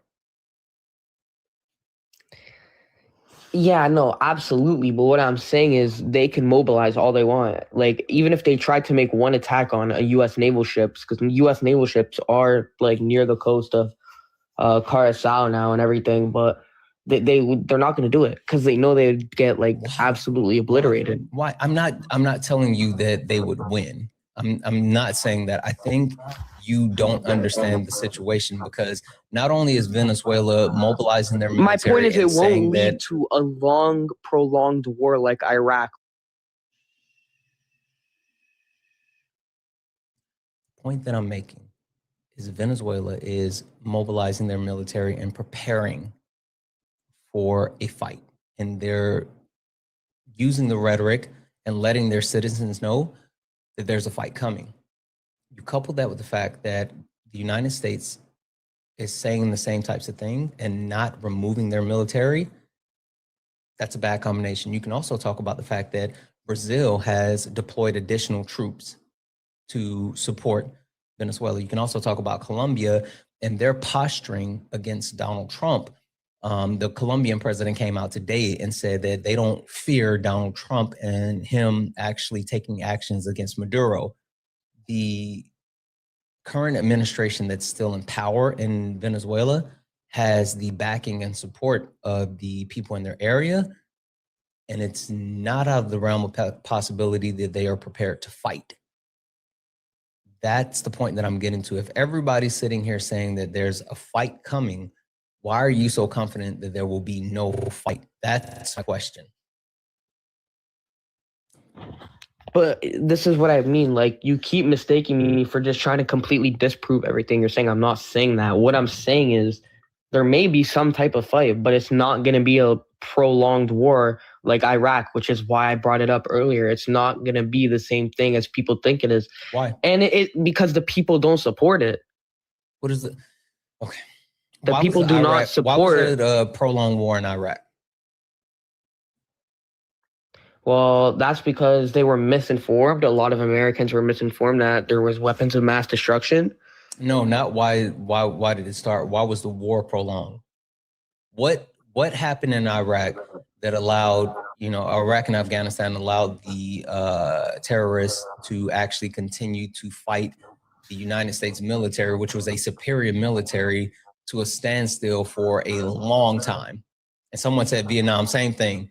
There's a key aspect that I feel like, I don't know. Guerrilla warfare? Sure, guerrilla warfare. But how are they able to engage in guerrilla warfare? Using land to their advantage. What's the landscape within Venezuela? The northern part is relatively flat, but the southern part is filled with the Amazon.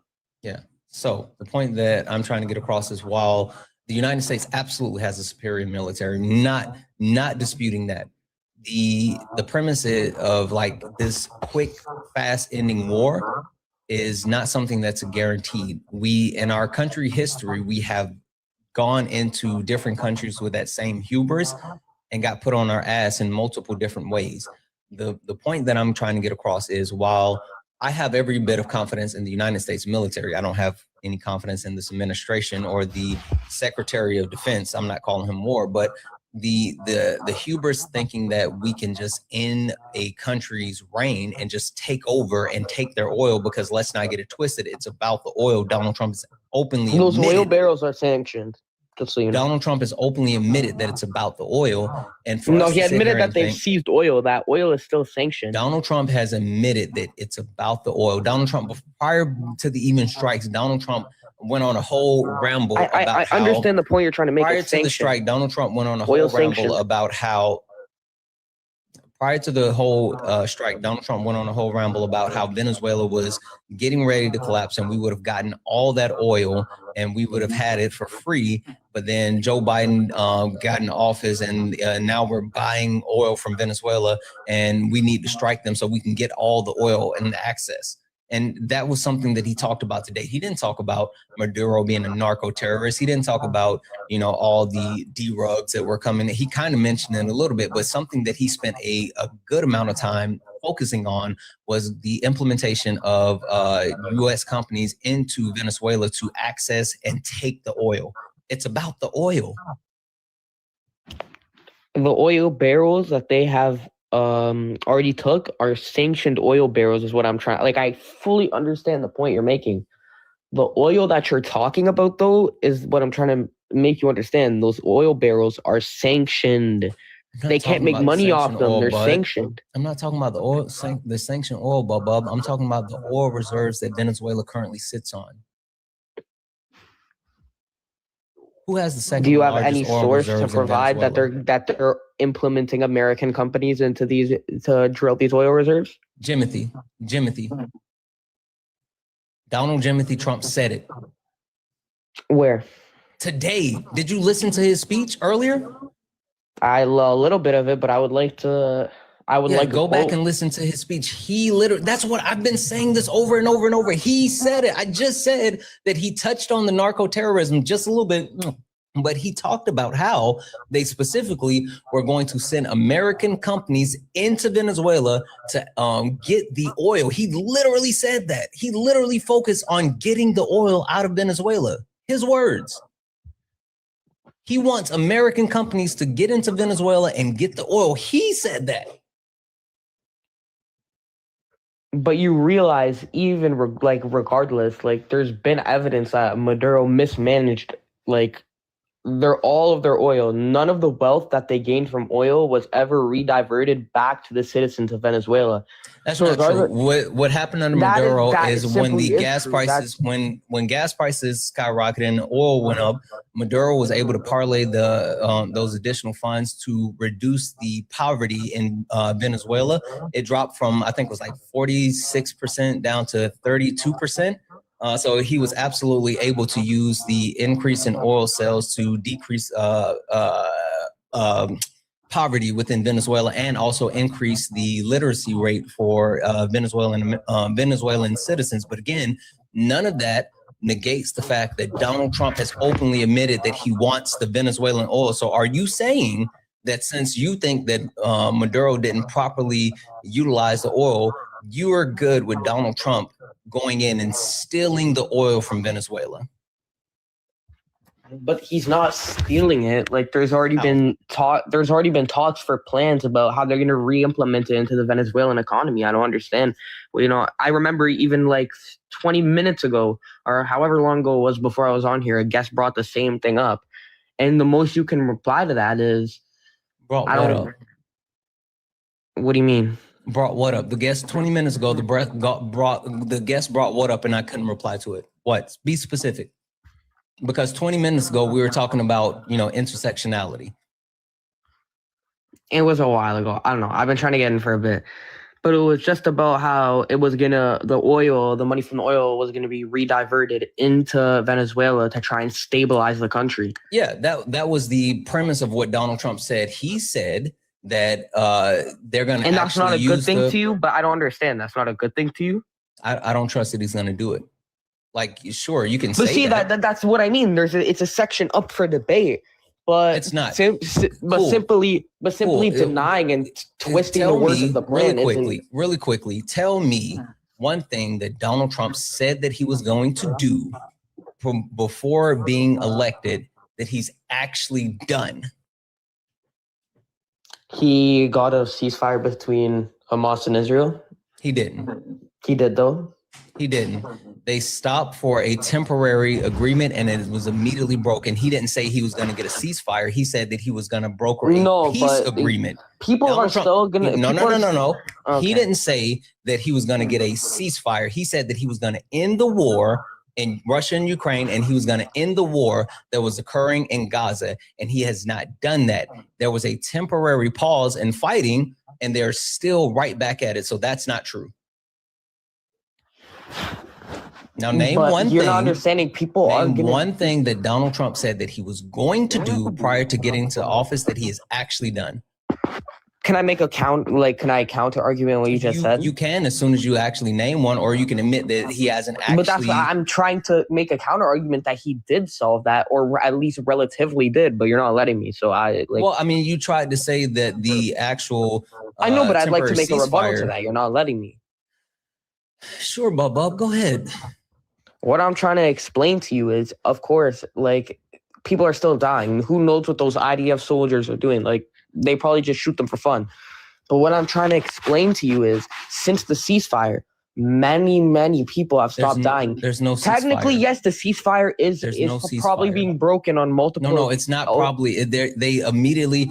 There's nowhere near as many deaths. Literally less than a week. In Gaza. That's the simple fact. It lasted literally less than a week, and then Israel started to implement blockades as far as aid, and they started fighting, and they kept unaliving additional people. So that's absolutely not. My point is that regardless, he got way less people to stop dying in Gaza. The numbers before... Stop saying that word. It's unalive. Unalive. Question. What was in place prior to Joseph Robinette Biden leaving office when it came to Israel and Gaza? I'm not sure. A peace agreement. Literally, there was a peace agreement that was already in place, and it was set to stop the fighting. And Donald Trump then took power and allowed Bibi Netanyahu to not only break said peace agreement, but waited months and months and months to re-engage the peace agreement. Like literally, Donald Trump has given Bibi Netanyahu more room to actually continue to do what he's doing in Gaza. So the point being is, you still have not named one thing that Donald Trump said that he was going to do prior to coming into office that he's actually done. So I'm going to give you 2 seconds. Think about that just for a minute, because I really like that answer. Hold on. No. Listen, just listen to me. I would really like that answer.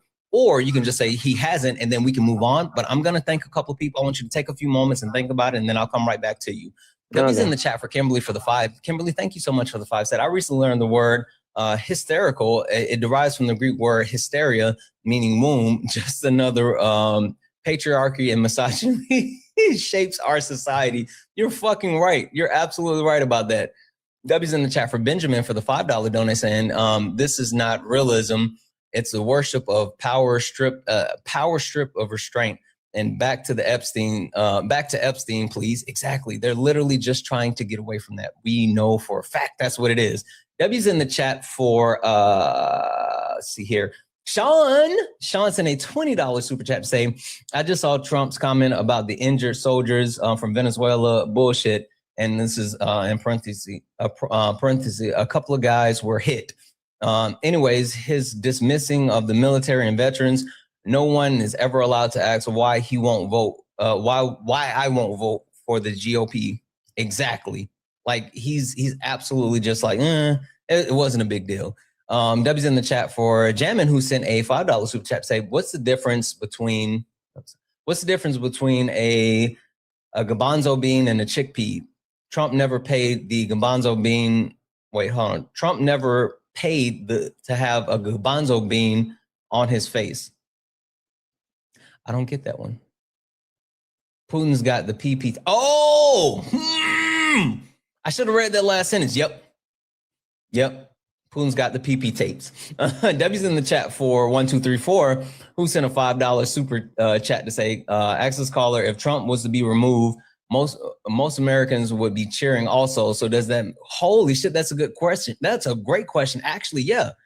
Hey, really quick, come off mute and answer this question. Your premise was that the fact that Maduro was removed and people were cheering.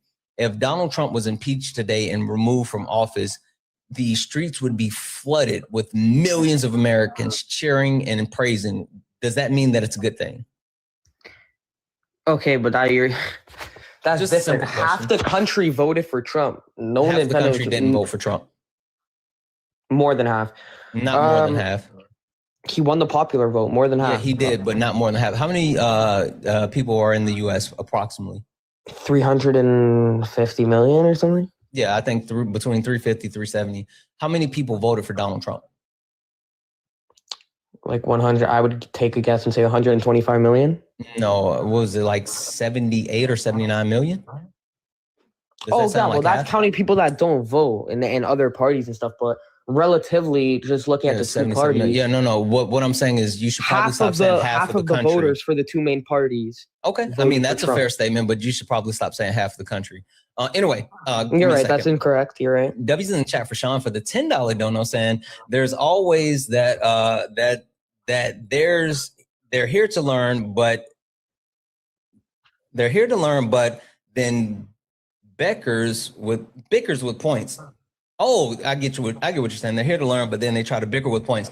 No, you aren't here to learn. You're talking about counter imperialism and imperialism. It's stupid and hypocritical. You're absolutely right. W's in the chat for Rad, who sent a $2 dono super chat to say, caller, do you take it as if someone tried to hit you? I don't know what that one means. Do you take it if someone tries to hit you? Oh, are you like, do you take it? Like, are you just a receptive if someone tries to hit you? Yeah, if someone just hit you, would you just say, thank you, daddy, give me more? What? Yeah, if someone just hit you, would you just accept it? No, but if you're gonna try and compare that, that makes no sense because he's a narco terrorist. So he's been hitting plenty of other people. Don't worry. Got it. W's in the chat for 1, 2, 3, 4 for the $20 super chat to say most voters have voters remorse. I completely agree. And holy fuck, guys, W's in the chat for Chelsea. Chelsea sent a $50 donation. Chelsea, holy shit, said, thank you for using your voice as an educated liberal. Your knowledge runs circles around me. We need more voices like you fighting for us. You are greatly appreciated. Chelsea, thank you so much for the $50 donation. Guys, a million W's in the chat for Chelsea. I sincerely appreciate that. I love the fact that you think that I'm educated. I'm just someone who can remember certain shit. And so I appreciate that. And also I'm a leftist, not a liberal, but I digress. I stand with the left. Guys, if anyone else likes to support the live, you can do so. Cash App, PayPal, Venmo, pay links and Linktree in the bio. Santana Speaks for You. Santana Speaks for You is the best way to support the live. Everything's accepted and things appreciated. If you're over on the YouTube, you can send a super chat and I will read that out. Guys, look up at the top. If you see the word follow, that means you're not following me. Hit that follow button. Hit that follow button. This is the main account. Make sure you follow the main account, but make sure you follow the backup account. Turn on the notifications. Follow both accounts. All right, that was a lot. I gave you a lot of time. Do you have one thing that Donald Trump said that he was going to do prior to being elected that he has actually done? Or do you want to say he hasn't done anything and we can move on? Yeah, okay. So, number one, I'm going back to wars. He said he would end wars. I already said this, but you didn't say much about it. Which wars did he say he was going to end? The Rwandan and... he never said that he was going to end that.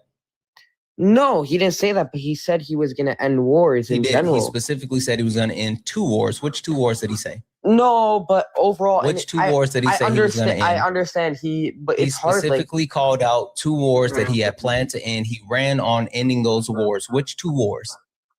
I understand your point, but what I'm trying to say is... I hear you, but what 2 wars that he specifically run on that he said he was going to end? There were 2 of them. Which 2? Ukraine and Gaza. Okay, has he ended either one of those? I would say he partially ended one. The other one he has not. Either one of them? Yes or no? According to you, no. According to your opinion, no. According to the fighting and unaliving that's still happening. So no. So no, he did not end the 2 wars that he specifically said that he was going to end. Okay, yeah, you got anything else? According to your opinion, yes. Okay. Go get me something that proves that the war in Gaza is over. The ceasefire. It's not over. It's not completely over. That's why I said it partially ended. I would say he at least hold on. One second. Let me make sure I get this right. If I tell you, right, stick with me for a second. If I tell you I'm the greatest pizza eating champion in the world, I love pizza. I can eat all the pizza. And I say, you put a whole pizza in front of me, I eat the whole thing. And so you say, all right, bet. Here's a box of pizza. And I open up the box of pizza and I eat half of it. And then I say, I ate that whole pizza. What would you say? I would say you didn't eat the whole pizza. I get the point, but I'm not talking about that. You can't sit here and say that Donald Trump ended a war. Listen, you can't sit here and say that Donald Trump ended a war if the war is still happening. That's the point that I'm trying to get across. You can try but I'm not. I've tried to. You can try to pretend as if you have a point with that, but you don't. So you should definitely look for another you're trying point to make that's me, not true. No, you're not letting me talk. You're trying to make me say that I have a point. I've been trying to branch off for the last 5 minutes. You can branch off to something else. Talking about about Rwanda. You told me to name something else that he promised he would do. I went back to wars and said he would end wars. Yes, he said he would end those main 2 wars. Are they over? No. I'm talking about this different war now because in general, he just said he would go out to end wars. And the Rwandan and Democratic Republic of Congo war is literally one of the worst wars there's been. So this is